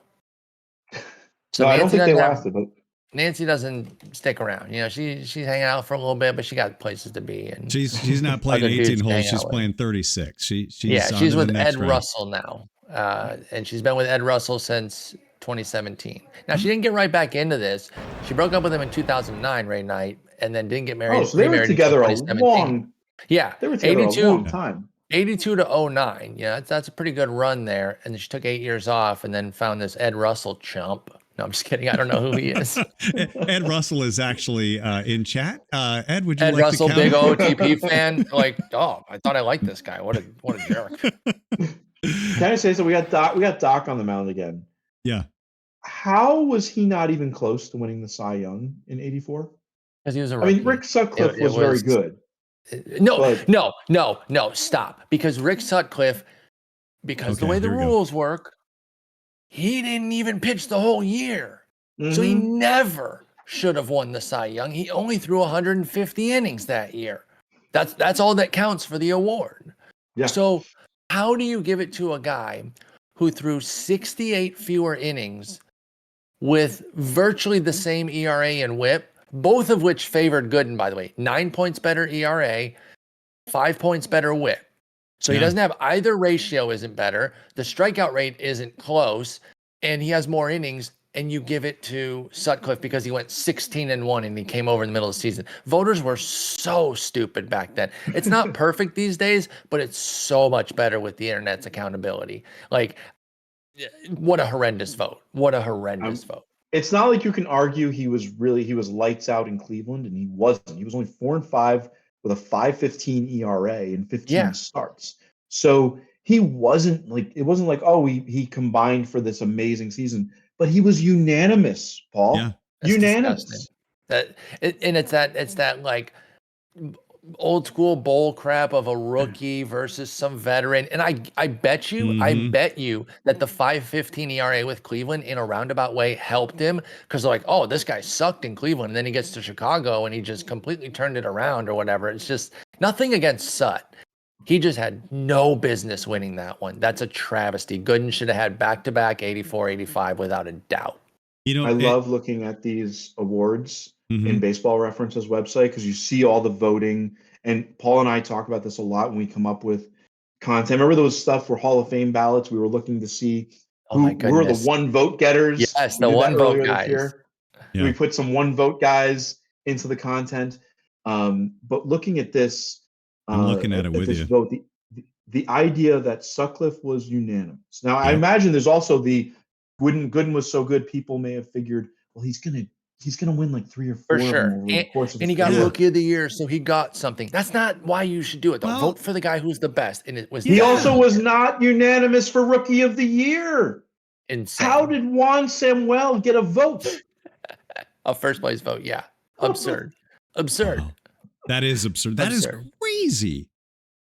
And I mean, I believe it's the same people who are voting on the Cy Young panel are voting on the Rookie of the Year panel as well. I believe that's the case. You know what's crazy about that too with Juan Samuel is, back then that was still in the era when strikeouts were really ugly. Like that was a scarlet letter that you wore a K on, and he led the league in strikeouts. So I'm surprised that he was even, that they didn't hold that against him to even give him a first place vote over. Well, Gooden. he had what did he have in strikeouts that year? He had 168, which led the league. He stole 72 bases. He hit 19 triples too. I mean, it was a heck of a season. It just had no business getting one first place vote away from Gooden. Now, thankfully, Gooden won the award, no problem, but it should have been unanimous. He should have had unanimous Rookie of the Year and Cy Young 100%. And then I love this. Look at the AL Rookie and the Rookie of the Year voting. Seattle, how positioned were they to put something together? Alvin Davis winning AL Rookie of the Year with Mark Langston coming in second. Then you have Kirby Puckett in third place. I mean, Clemens was 6th in rookie voting. That's kind of crazy. Season. Although he wasn't amazing that year, but that just shows you like how good. Year. Yeah, he had a 4.32 ERA. He was kind of like league average, but then immediately in 85 he started turning around, and then 86 was his magic season with the Cy and the MVP. But yeah, looking back at old votes, too. Yeah. Again, do you know where and against who? I think it wasn't. Oh, what? Sorry. Oops. It was in Tiger Stadium against Tigers. Yes. Everything is Scherzer struck out 20 Tigers too. Well, I love looking at this stuff. With he ended up striking out 20 against us. Yeah, and I'm going to tell you this. I have been on some voting panels before, and I've been in that room where people lobby for the person who this is kind of like their shot, and then don't worry, this person will have plenty of time. I'm like, how are you with a straight face going to say that? And then you're going to have this conversation with people like us 20 years later and saying, how did you vote this guy over this guy? Yep. And the argument does not stand 20 years later. It just does not. Give the person their due that season. Because you never know. Dwight Gooden's arm could fall off in 1985 and never pitch again. Give him the side. Or he could unfortunately develop a pretty problematic drug issue, which happened too. And so he did get his size, sure. But just give it to the people that deserve it. I also hate, this is a different thing, but somewhat related, is the voter fatigue of like, well, we can't give it to LeBron again. Why not? I remember during the Shohei argument last year versus Judge, when it was kind of that back and forth, and people were literally saying, well, what, we're just going to give it to him every year? I'm like, If he plays like this, why is that a problem? It doesn't need to be spread out. If one player is the best player and he happens to do it for 5-6 years in a row, then he gets 5 or 6 MVPs. I don't know why that's so hard for some people. Well, and think about the benchmark. Think about like when we go like, well, Michael Jordan had X amount of MVPs. LeBron only had this amount of MVPs. Mm-hmm. So you're like, okay, well, if you're going to judge a player by championships, fine. But if you're going to judge it by MVP, you're like, well, you're at the mercy of things that are completely out of your hands with criteria that are out of your hands. And I do like how voters have different criteria. I think that it's like at the end of the day, hopefully that with all those ideas, it kind of comes together. But when there are too many people with that notion that they'll get their award when it's their time. Like, no, you don't. You award the person for that season and you stack them against everybody else for that season. It ain't a lifetime achievement award. Do you know where that happens a lot? Is in Hollywood. Hollywood for sure. I mean, how long did it take for Scorsese to get something, right? But with manager awards, manager coaches, like you see it a lot where that award tends to rotate around more than just, otherwise every year you'd be giving, if you're NFL coach of the year, giving it to Bill Belichick, right? I mean, yeah, but you see it a lot. Like 10 in a row. Yeah, but you see a lot of times where it rotates around and it goes to that manager who sort of maybe made that team competitive, that wasn't expected to be competitive, and things along those lines. Here's something that's interesting. Like I said, you should hear some of the discussions, Dr. Dynastic, between Paul and I, especially when it came around Hall of Fame time. We would look at old ballots and we try to figure out, I mean, the idea that there were certain guys that were not automatic Hall of Fame, like Yogi Berra was not an automatic first ballot Hall of Famer. That's just unbelievable to me. But then you saw guys who was it, Paul? There was someone who ended up going by the Veterans Committee, Lou Boudreau. Which is crazy. Boudreau, yeah. Like was that the one that because I remember when we were having that conversation about the Veterans Committee and everything, we were like, how did he not get in regular? Was it Boudreau? I can't remember for sure. I feel like it was Boudreau. Like we went through so many different ballots, and it was incredible to see guys who dropped off early, who got in later for the Veterans Committee. It's like, what were the voters thinking back then? And it's really interesting to look at it now. It was somebody else. Did get voted in? He did get voted in with 77.33% of the vote. But yeah, it was somebody that we could not believe. And the whole unanimous thing is absurd. And the fact that what's his head is the only unanimous, Mariano Rivera, is a complete joke. And that's nothing against him. It's just that how can a reliever be your only unanimous vote? How stupid is that? Did that come a year after Griffey Jr.? Oh, here we go. Another run. That's got another. Ray Knight. 3-1. Mr. Lopez. Ray Knight, RBI single. Here we go. We're in deep trouble again. Talk about a hole-in-one. Doc's starting to settle in now, too. We're in some trouble. And no one up in the bullpen yet. We got Jose Akendo at the plate. Here we go. 3-1 is the score. Little bunt down the line. Moves the runners. So great bunt there. Moves 2 runners in scoring position, and the infield's going to play in. They are not going to concede this run. Brooks is on third. Knight is on second. Mike Fitzgerald, I believe this is a potential pinch hit situation, but Fitzgerald is going to stay in. Wow. Let's trust Davey here. Let's see what he's got. I would pinch hit here, too. But at least they gave us a free out with the bunt, so let's make them pay for this. Ground ball, shortstop. They check the runner. Throw to first is in. Time 2 down. Bang. Let's go. Let's go Mookie. All right. It comes down to Mookie. Alex Avila's best career moment has to be that pinch hit homer for the Cubs, right, in the playoffs? Or when his dad traded him. There was also that. Mookie cues a base hit up the middle. 1 run will come in. They will send another runner. The throw home gets through the catcher. 2 runs come in. Davis will be charged with the error. Knight comes in. Wilson to second. It's 5-1 Mets. Wow. We had Ray Knight for 3 ribbies after the way his game started. Back-to-back errors. Your defense is looking like what I expected. Not mine. My defense wasn't. Y'all's defense infected us. The look on the replay brought to you by Minerva 9398.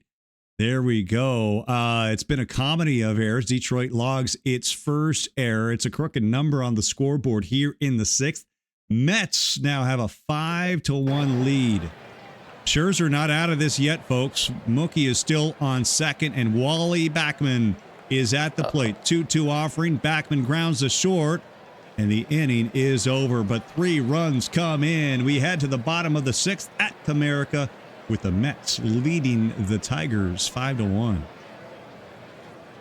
Mercifully over for you. Not going well right now.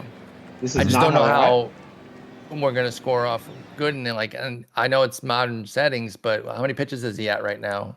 Well, there's another strikeout. Gooden's pitch count now 93, so I don't know how much more. Maybe we can get him out this game.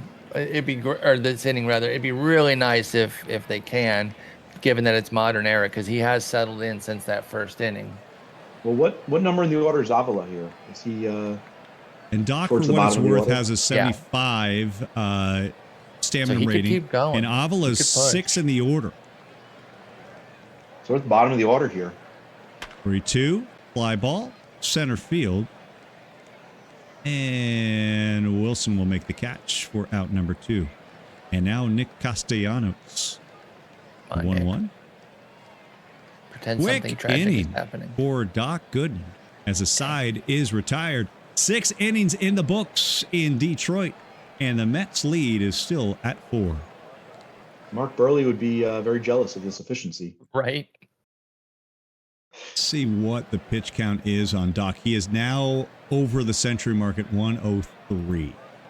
Okay. So, and Scherzer's at 95. So bullpen's got to be coming in soon, which unless they go to Verlander, I think that favors you, especially with a lead already too.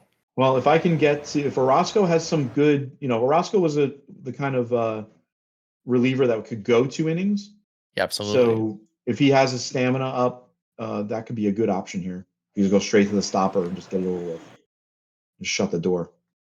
George Foster's hard night continues as he strikes out swinging. 1, 2, 3. The Mets go quietly. Oh, guess what time it is? It is time for my favorite part of the game. It is time for the 7th inning stretch. Stretch time. And Gooden back on. Yeah, with that 75 stamp, I could end up pushing him a bit. And again, he's also, I don't know how much the game takes into effect, like the trajectory of pitches and everything, because at this point now, after that first inning, that 30 pitch first inning, he has really dialed it. Yeah, he's been incredibly efficient. I forgot you asked me for a picture, Dr. D. I need to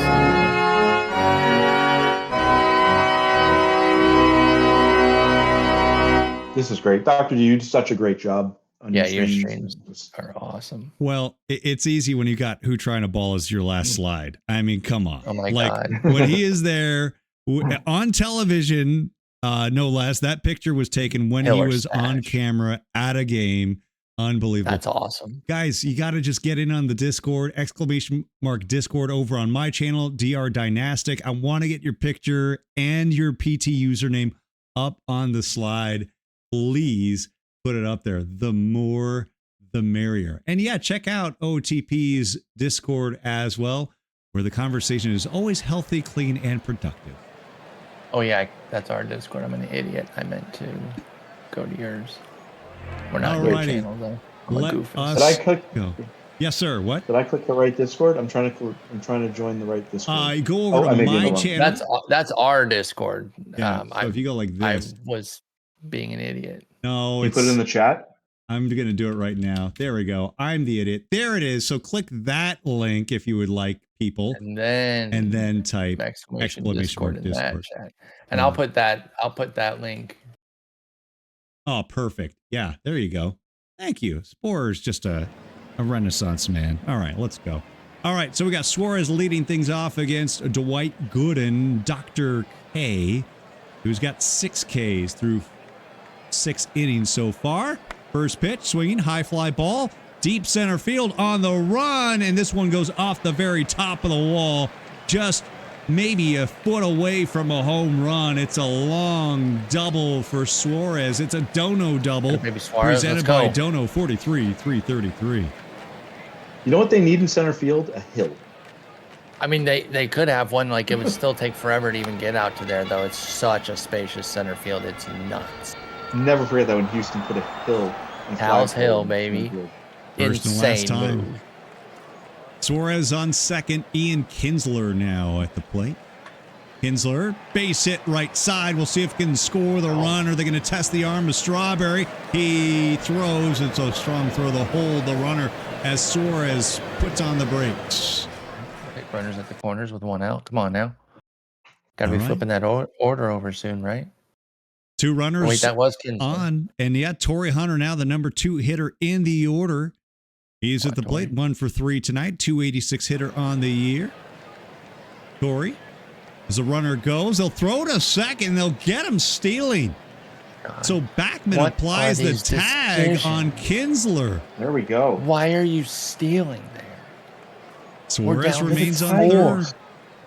You're the Tigers. Oh, did you forget that part? So frustrating. It's so frustrating. It's such a dumb move. Pop out, and that'll do it. Pop up. And that There will we do go. it here in the 7th. We head to the 8th in Detroit. And we're going to get What a is new good? pitcher, Rick Porcello. We get a Beetle Boy we 911 emergency That's fine. call to the bullpen. Well, what can Now, you tell us about the new pitcher here, Spore?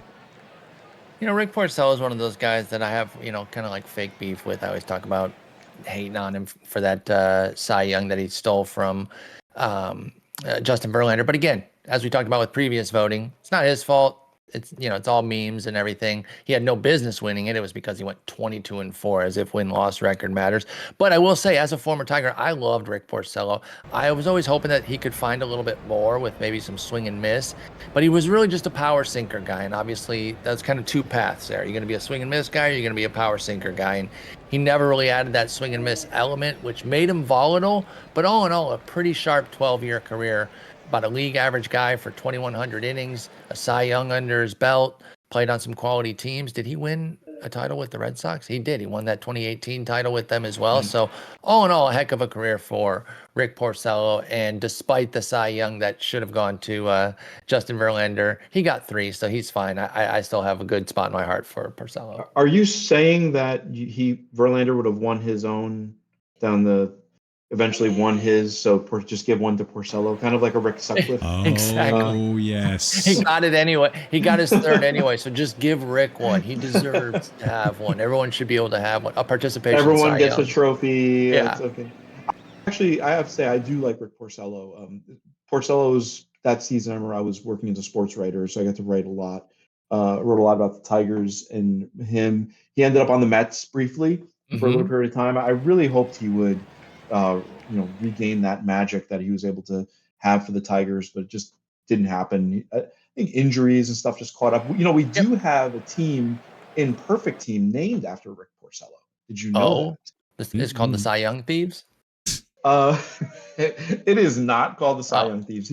I got a message from him after you released the Rick Porcello card last week that he was very excited that you were able Love make to people happy. include Porcello, because we had yet to bring him into the fold this year. And obviously earlier today in the chat, someone mentioned we don't have a John Franco. I have to check on that. Oh, But yes, we do have so the team name is Rick Porcello Cy Young winner. That is the name of the team in Perfect Team. So if you're looking for now him, I he's in regret that making the card. Okay. I'm just kidding. Can there be awards for the worst players replacement of the year award? I love that baseball dreamland. All right. Well, this is the thing I love about Out of the Park Baseball, probably more than anything, is that, and I love fictional leagues. That's probably number 1 on my list, is just creating fictional players and following their careers. Number 2 on the list is what we're seeing right now. And you get 2 generational talents at the top of their game. Miguel Cabrera, 3 straight batting crowns. And then here he is, another mammoth year. just a year or two removed from a triple crown, first one since the 1960s, in his prime, and going up against Dwight Gooden, who at the height of his career was invoking the name of Bob Gibson, other amazing pitchers. I mean, talk about two dominant players at the peak of their career, Gooden versus Cabrera. We get to watch it unfold right here. Really, really special stuff. And that's one of my favorite things about this game, as you mentioned too. Like I share that, being able to kind of have the historical battles. You know, I played something called What If Sports back in the day, which was a fun game, which was essentially like a PT predecessor in a lot of ways. You know, you didn't collect the cards, but you had a salary cap and you built your teams. And just meshing the eras is always so fun with baseball because there are so many distinct eras and different player types. And so, yeah, having two of the best of their era here is quite fantastic. All right, let's see I how played this a couple plays of times. out. I did What If Sports. Yeah, well, no, please continue. You played the What If Sports too? Yeah, I did a couple times. I did play the hockey version, and it's interesting trying to build teams because you have every player's season, but there's a salary cap number. So due to how players performed, I'm not even sure. I imagine they're still around, but it was a lot of fun just doing that and trying to build rosters with various players through history. All right, so here it is, Dr. K versus Miggy. 3-1, come on, don't be a walk. 3-1 pitch. Fly into the gap, left center field, and Miggy is going to get a dono double. He had 50-plus doubles in 2014, and he strokes one into the gap. Miguel Cabrera. Had a baby Miggy. There Way to we get go. us started there. All right, so Miguel Cabrera starts the inning off as the Tigers get a much-needed runner in scoring position. Victor Martinez 2-0 pitch, and he pops it up on the infield. Shortstop will range over, and Oquendo makes the catch. One down, and J.D. Martinez. Boy, this is a tough part of the order to get through. Cabrera, V-Mart, and J.D. Martinez, and after that, the going gets a lot easier. So Dwight Gooden, if he can get J.D. Martinez out here, boy, he's going to breathe a sigh of relief. Here's the 0-2, and it's a called strike 3. He got him on the outside corner. Pain. It looks like Doc's got some juice left. He's got some gas left in him.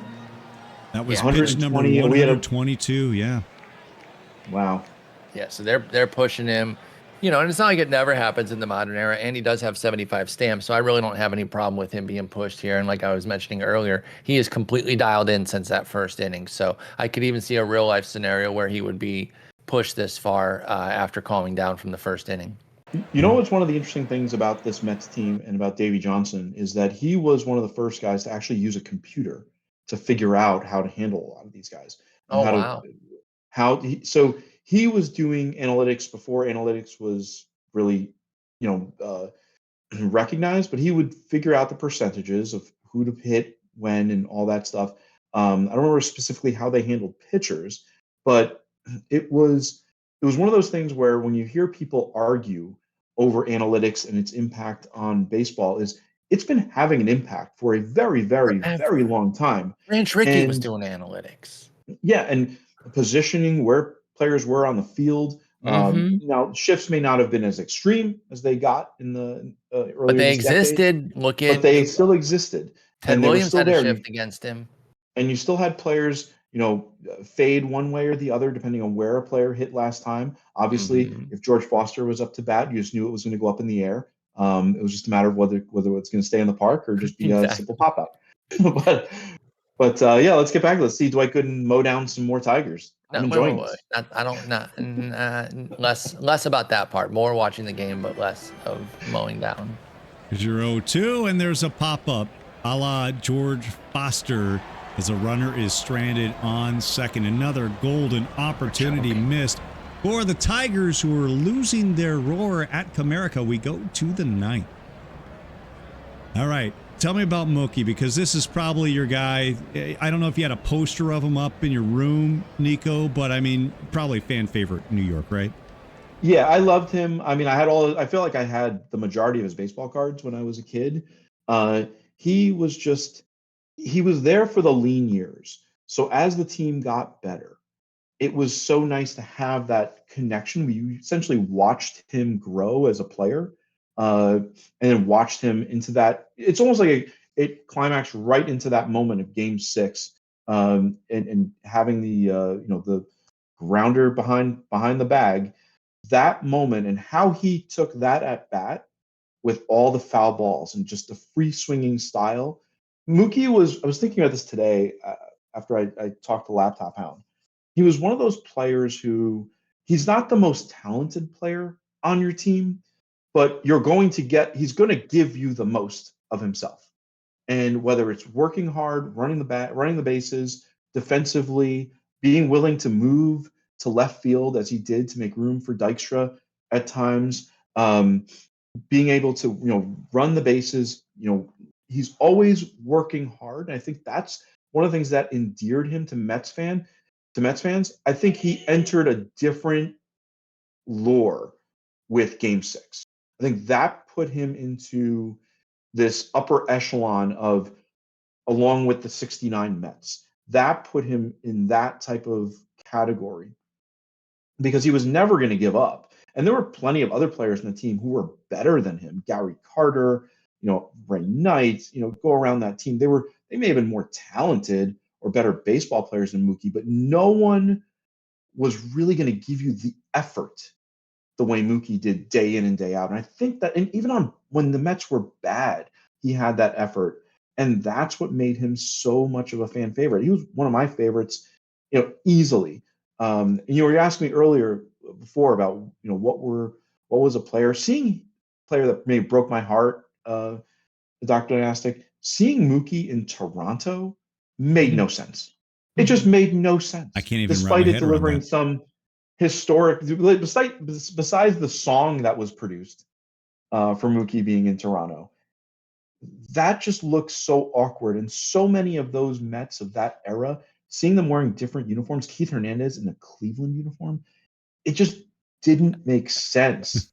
And those guys should have been together for a long time. And I know if you were to put a wild card system, if you had that from the time of 84 to 90, the Mets would have been in the playoffs every single year.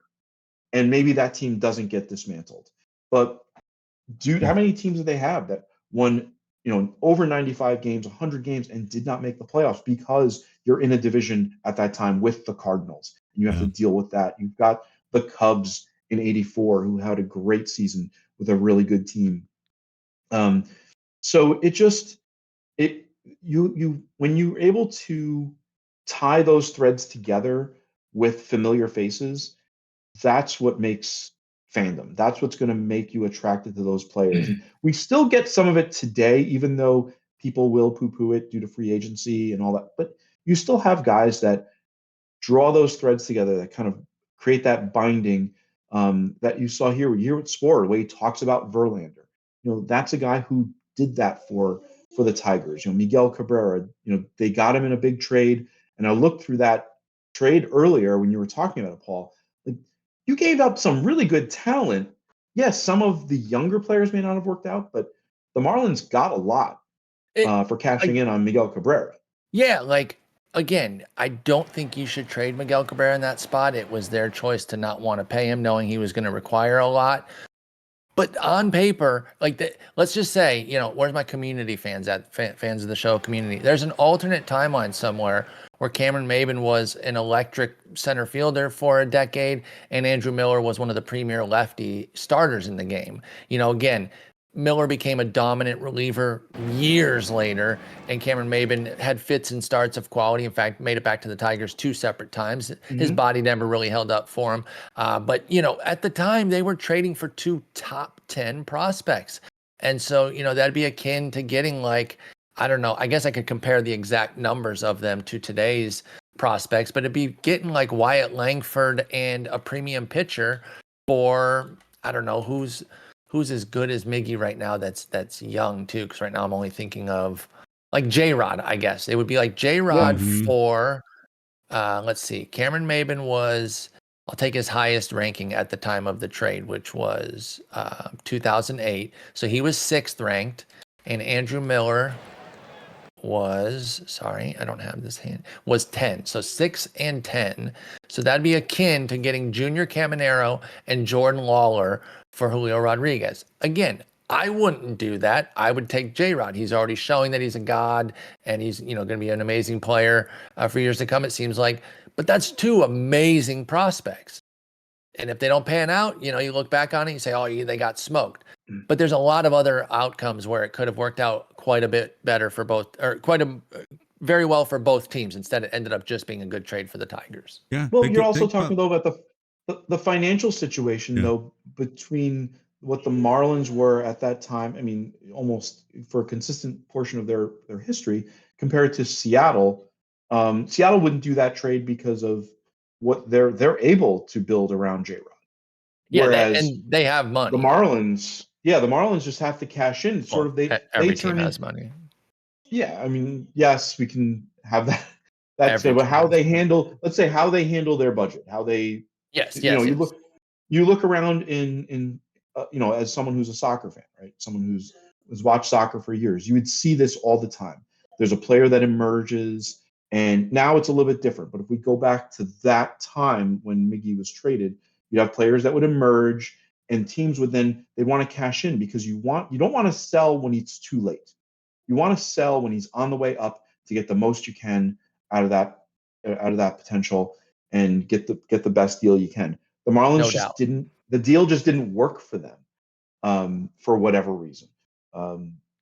But you see it all the time. I believe it was Nottingham Forest was legendary for selling players off before they before they really broke into stardom, and they were able to cash in and take that money and reinvest in their team. That's going back to the 80s now.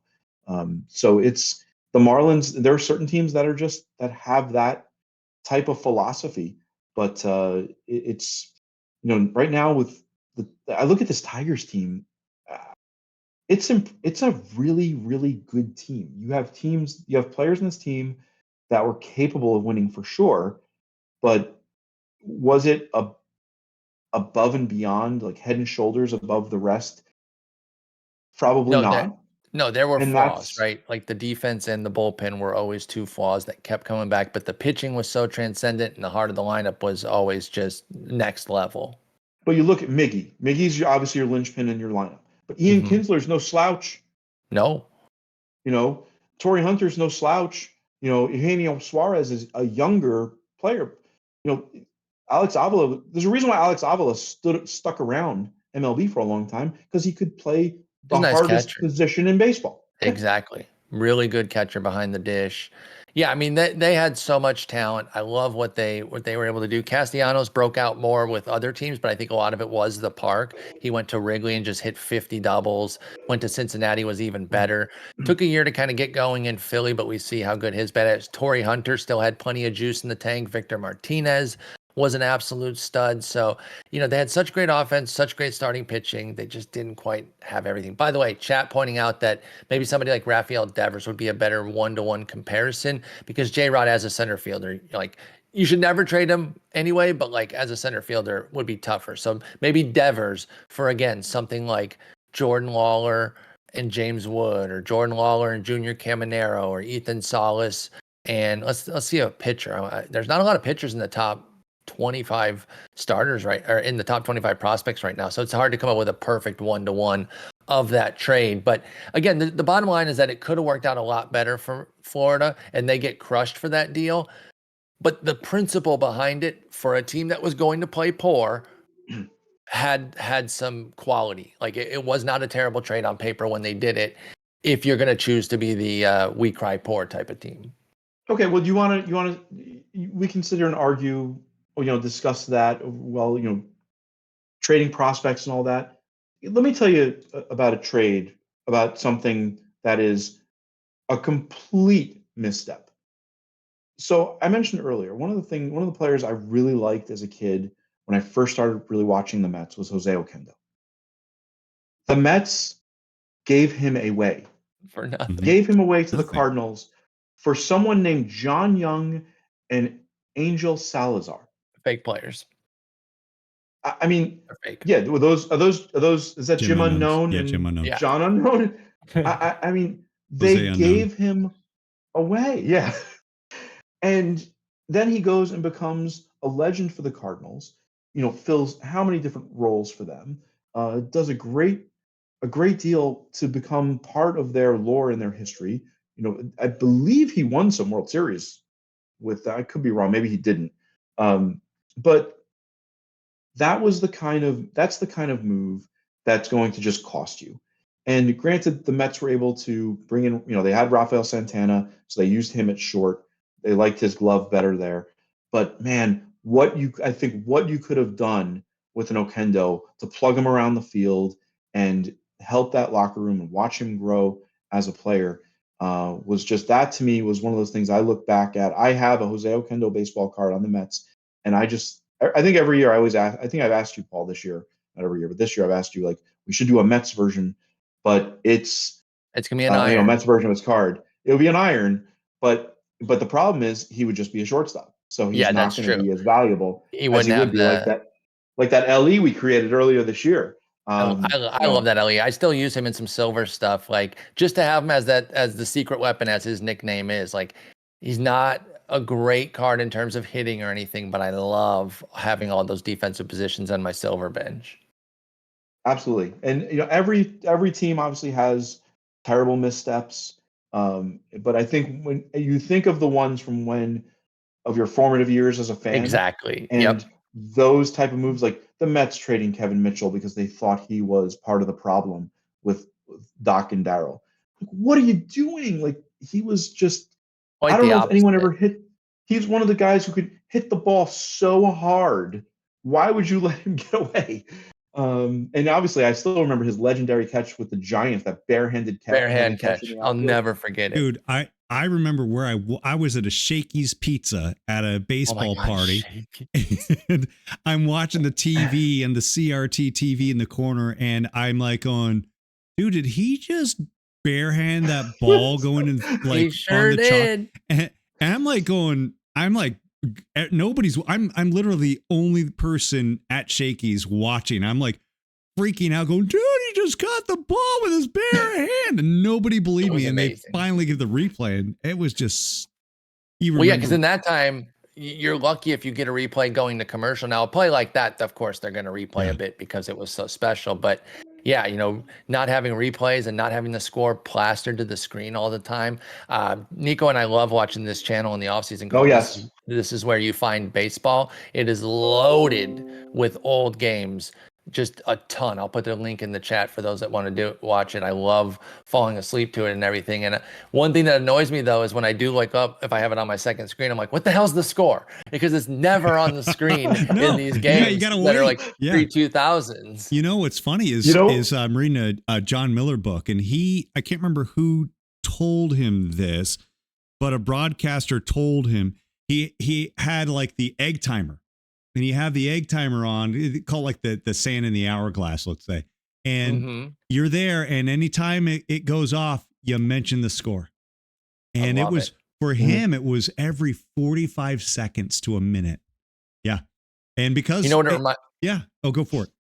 Well, it reminds me of something that I do a fantasy baseball podcast, and I always try to mention a player's name at the same type of frequency, because we can get on a conversation about a guy. And I know, as a podcast listener myself, I'm doing stuff, I'd be doing mowing the yard and everything. And you just keep hearing he, him, this, his, and you're like, who the hell is this player? Yeah. So even though it can kind of be awkward in conversation to keep saying a guy's full name, for a podcast, I think it is utterly important, and it reminds me of kind of saying the score when it's not plastered on the screen, so that people know what the heck is going on. So I'm no surprise that a legend like John Miller was very adept at that. Well, and in football on the radio, it's down in distance. Yep. Right. Yep. I remember when you guys remember when the score bug first came in? I don't. So not exactly, but I have vague memories of like, wow, this is different. It was the 1994 World Cup. They had the score bug on there, and I believe, if I remember correctly, I think Fox got the NFL after that. Oh, wow. If I remember correctly, with the way the contracts worked, and Fox started doing it, and people did not like it, even though it was a transparent because it was changed bug. Yeah. And yes, it was It's changed. distracting. Right.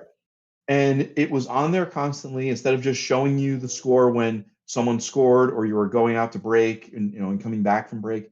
It really changes everything. Now we've got like Now you have stock the tickers strikes on on the it. screen. Yeah. Yeah. Now think about it. You can't, you watch an NFL game, first down line, line of scrimmage, you have all the bells and whistles to be able to watch it. It looks more like something you'd see in a video game. And the same with baseball. All of that information, you're able to learn so much more from watching a baseball broadcast than you ever could when we were young, aside from just hearing the stories. Earlier, Dr. D, you talked about how Gooden that season was reminiscent of Gibson. Well, those Mets broadcasts had Tim McCarver as doing, so it was Ralph Kiner and Tim McCarver. Yeah. And McCarver would talk about what it was like catching Bob Gibson and how there were similarities. There was a lot of discussion about that on those Mets broadcasts. And so you'd hear these stories. And I think that's why when I hear podcasts or when I was fortunate to do some radio work for SiriusXM, but I want stories. I want people to bring these names to life. Give me something that you're able to give, sort of something that's transcendent, that's going to make you remember it. And we're able to get that. Now there's so much data, but you also still want the stories of these guys. You still want to know a little bit more about Nick Castellanos. And you don't just want numbers either. Like you don't just want, he has this WRC plus, he has this, and I love the stats as much as the next person, but particularly when I'm watching a game, I can't comprehend them as well without seeing them anyway. So just spitting them out, and I try to be mindful of that on my podcast, which again is a fantasy baseball one, so you have to go with the numbers, but I don't want to reel off like 20 numbers because people aren't going to be putting those together in their head of like, what numbers he's talking about. It is a visual medium. Stories are better. Yeah. And that's been my number one beef with a lot of national broadcasts is they get hung up on the launch angle, the swing plane, and all this stuff. I'm like, I want to hear stories. I want to hear like your perspective, personality, all those stuff. Cause it's a long game. Even if it's shortened now, if it's 2.5 hours, hey, look, you can throw the data up on the screen. You can make a quick note of it. Fine. But we're here for the stories. And that's why the baseball broadcasters and the number 1, 2, 3 duos in every single one, they're the ones that just vibe really well together. It's the play-by-play and color commentator who do it. And then Vince Scully, rest in peace, by himself. Oh, the king, the absolute king. And the best today at mixing the numbers with the stories is actually somebody who the Tigers just picked up in the best offseason signing of the year, Jason Benetti, going from the White Sox because they're garbage organization and they disrespected him to the Tigers. And I cannot wait. I'm unironically so unbelievably excited about that. Given that I know we weren't going to get Yamamoto or Ohtani or Nola or any of the big dogs, this is literally the best move that the Tigers could have done this year because I know that they're not going to be big free agent players. I can't wait to watch games now. We had a cromulent broadcast with the folks that we had, but it was as out of the box stock announcing as you get. Benetti is a god at mixing in all the advanced stats without beating you down with them. He worked with an old school player, Steve Stone, and they never had contention over don't use these stats. He brought Stone in with them. He explained what they mean. And another thing too, when you're spouting those numbers like launch angle and whatnot, Dr. D, is you have to give frame of reference for what that is. A 28% launch angle doesn't mean anything to anybody if they don't know what a good launch angle and a bad launch angle are either. So that's another problem with all those stats too, is you have to have a frame of reference. That's why average stood the test of time, is because everyone knows a 300 average is good. Even though I don't love it as a singular measure, people know instantly what good and bad is with batting average. Okay. This puts me over the top, guys, that I've debated. People have asked me as an A's fan what I'm going to do with the A's going to Las Vegas. And I've gone I don't know, but I've got this strong, hardcore sense that it's probably going to be the Tigers. That I want to jump on the bandwagon of a team that people aren't going to say, of course you're going to go with that team. Like, who would pick the Tigers? Honestly, right now, who would pick that team? And on top of that, Benetti is now my favorite. I mean, Kruk and Kuip I love as a combo, but I only discovered Benetti a couple years ago, and I'm stunned that it took me that long. I in fact called my friend who's a diehard Chicago White Sox fan, and I'm like, tell me about this guy. This guy is amazing. And he's like, yeah, welcome. You're a true believer. This guy is amazing. He's unreal. For that reason alone, I might become a Tiger fan. I love it. Welcome, Right. because Oakland did you dirty. So I know we got to finish this game here. So let's go ahead and bring it home. Well, let me be a quick homer. Hold on. Let me be a quick homer. Let me just say. Oh, y'all's booth is amazing. The Mets broadcast booth is, to me, tremendous. And I think they give a lot of the storytelling. They have good connections to the team as far as relaying those messages, as well as having like Ron Darling, Keith Hernandez in the booth with Gary Cohen. They're able to tell you those stories. Now, they do have a couple of moments where sometimes, Hernandez may say something off color or, maybe a little old man yelling at cloud, but they have this charm along with the storytelling, and Cohen does a great job directing traffic in the booth that I really love their broadcast. And every time the Mets are on, I have them on just for, even if I'm just in the background and working on a day game. But if you want to go back, like Paul said, we say it's our YouTube channel, that this is where you find baseball channel, Paul. The amount of games that are on there at various levels, from going back to the 80s and 70s. It is tremendous to just see the presentation of the games and the graphics, and then you see players, and then it gives us ideas like, hey, do we have a card for that guy? And Paul and I will be messaging each other going, do we have a card? Have we ever done a card for this guy? And we look in the database. We've never done a card for him. We got to throw him in. Let's get him in the mix. Nico, remember when you brought up a guy and I said, did you watch a game on This Is Where You Find Baseball last night? You said, yeah. And I was like, I saw that too. And I saw that guy's name as well. Now I can't even remember who it was. Rafael Lavenstetta or something. Was it Lavernway? Was that his name? Something like it was. I forget. It was Landistoi, Rafael Landistoi. Rafael, yes. So funny that we both watched that game, because that channel has hundreds of games, and we both had that name stick out to us, so that when you said it, I was like, I know exactly where you pulled this name from. All right, and that was a broadcast with Vin Scully. Yes, it was. Which made it even better. Tell you what, I'm going to Vin Scully this. Here we go. Do it. Oh, wait, hold on. The rule is you have to throw it up in chat. Yeah, I need to put the Vin Scully emote, and then you need to say by the power of Vin Scully. So here you go. By the power of Vin Scully, I have the power. And greetings, baseball fans. It's time for Monday Night Baseball. I'm here with Nico and Spur. Guys, are you ready to call this 9th inning of action here at Comerica Park? Absolutely, Vin. It's an honor to be with you. Okay, I've been dead for a while, and you're even more dead than me, Spore. I'm going to need to hear you. I need to hear some excitement. Are you ready for baseball? But we're getting killed right now, Vin. Come on. Level with me here. We're not going to win this game. It's a little bit too early to start talking about being killed when I just rose from 6 feet under to join you. Nico, I am a New Yorker as well, and I bid you nothing but good luck here as George Foster will step up to the plate. Let's see what happens pops out here. to left. As he grounds out to shortstop, they'll get the force at second, and the Mets will go quietly in the 9th. One sliver of sunlight still above this ballpark here in Detroit. The sun beaming down on the Detroit Tigers. One final soiree here in the 9th. Castellanos, Suarez, and Davis. And a dynastic matchup dreamt up by two dreamboats of OOTP developments. Paul Spur, a man who needs no introduction. His iconic mustache. Vin, thank racing you. Goodness. Twitch. Some more of a dirt arguing stash, but a thank more you. majestic mustache has not been seen since Tom Selleck, Magnum PI of the 1980s.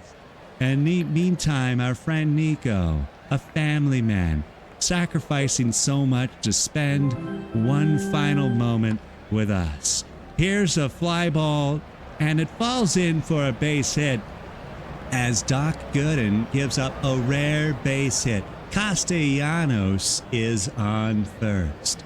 And here is Suarez. Suarez on an 0-2 offering. Little flare, harmless flare to the second baseman. Backman will make the catch. And there's one down. Now it's Davis, known for his speed.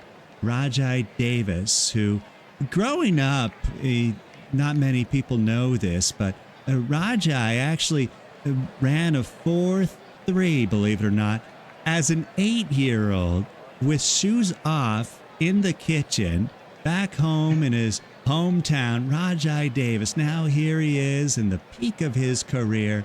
Raj trying to make some magic against Dr. K. And here's Davis with a fly ball to right field, and that will not advance the runner. So no magic there from Rajai. And now it comes down to the bat of Ian Kinsler.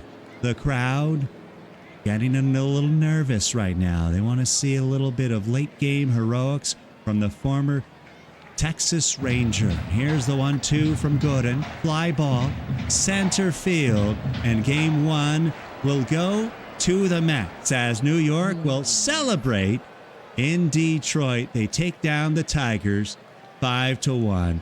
Spore and Nico, it has been a pleasure. I'll let you take it away as I bid you adieu and go back to where I came from. I hope to see you again next time. Thanks for joining us, Vin. Nico, I'm going to turn it to you since your team won. How about a complete game in the modern era from Dwight Gooden? Unbelievable. I was waiting for him to get lifted for Orozco or someone to come in and close the door, but just let him go. He only allowed 6 hits. That's unbelievable. 139 pitches. You might as well just get that. It saves the pen for game 2. And so we'll see, in support of Sid, because Sid's going to have some pop-ups around the field. This is what he was known for, being a fly ball pitcher. But Ray Knight it's got to be Gooden, obviously his player of the game, as we see.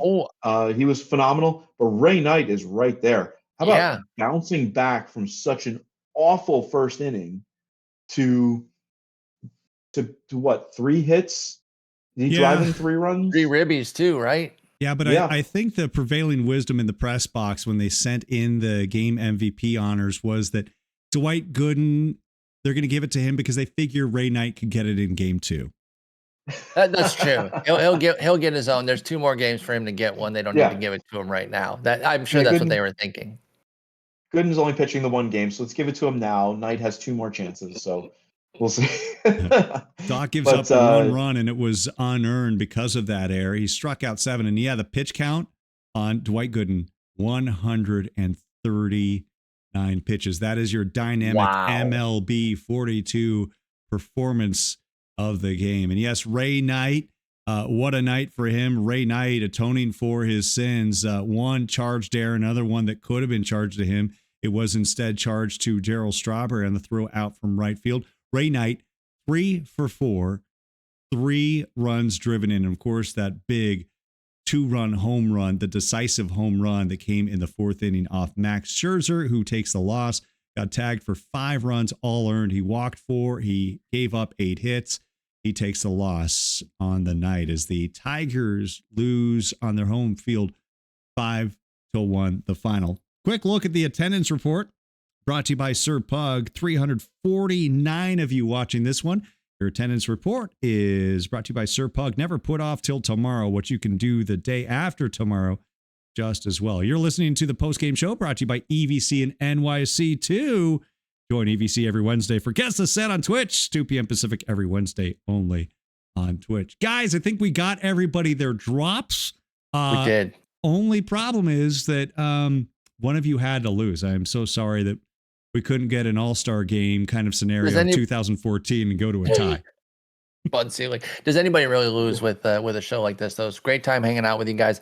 I like how we said we might do an hour, hour and a half, and we did 2:10 standing on our heads because, of course, we can't shut up when we start talking baseball. And Doc, you're the best. Thank you so much for doing Monday Night Baseball. I've been enjoying it all year long. Nico, you're the man. Love you and appreciate everyone hanging out with us tonight.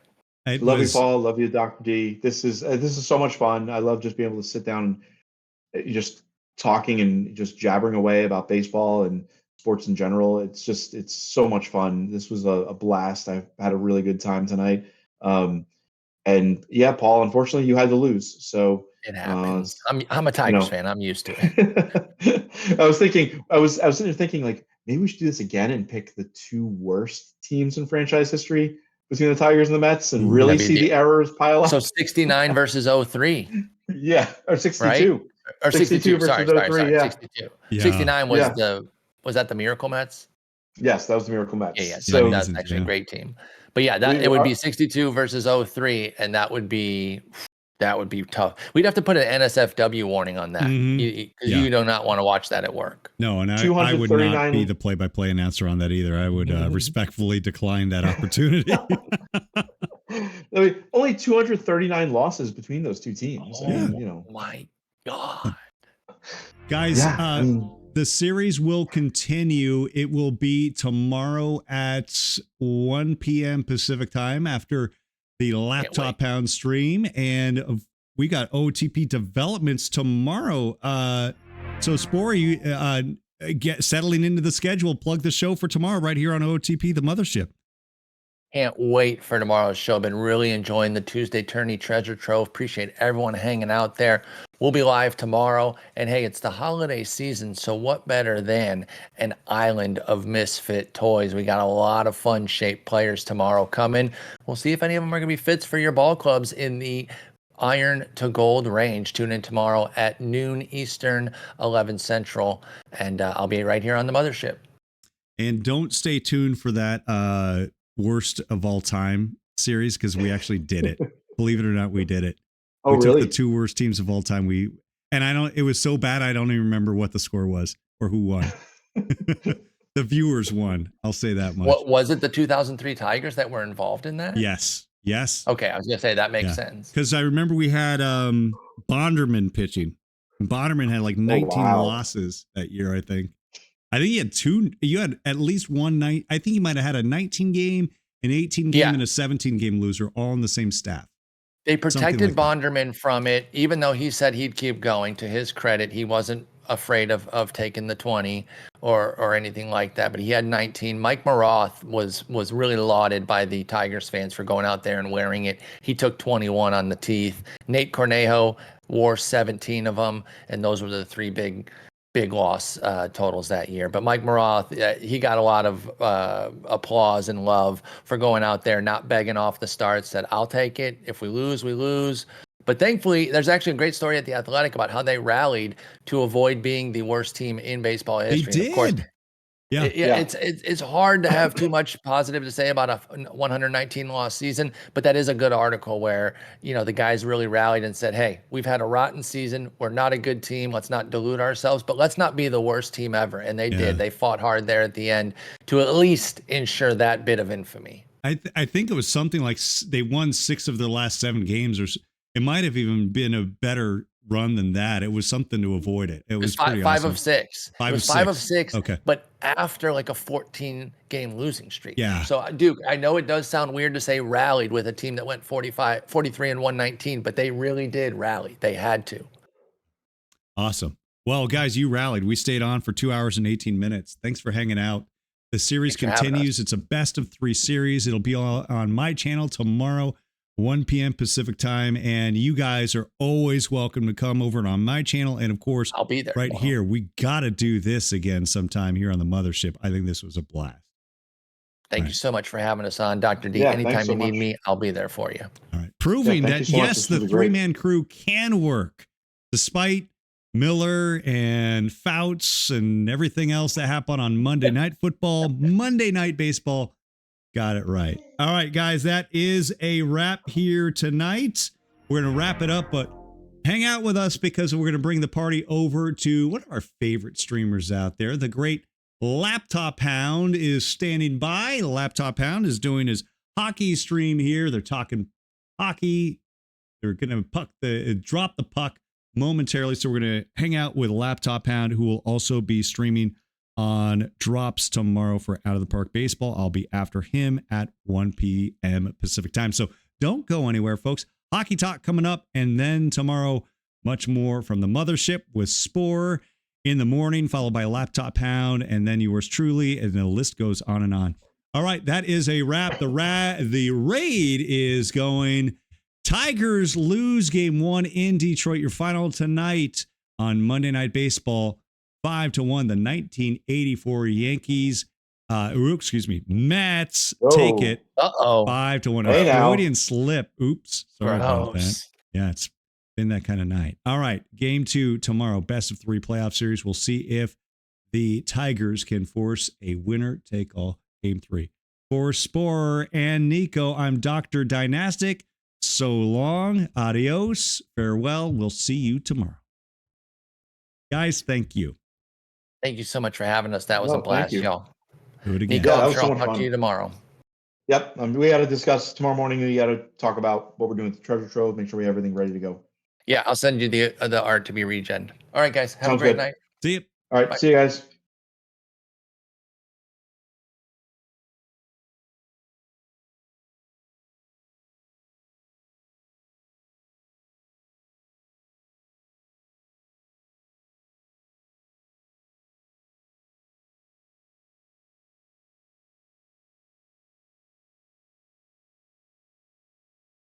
Hang on, I rated with the wrong channel. Hold on. That was with my channel. Now we're rating with Laptop Hound. There we go. My goodness. Can we get a professional? Thanks for hanging out, guys. We got about 300 of you going strong. Laptop Hound standing by. Here we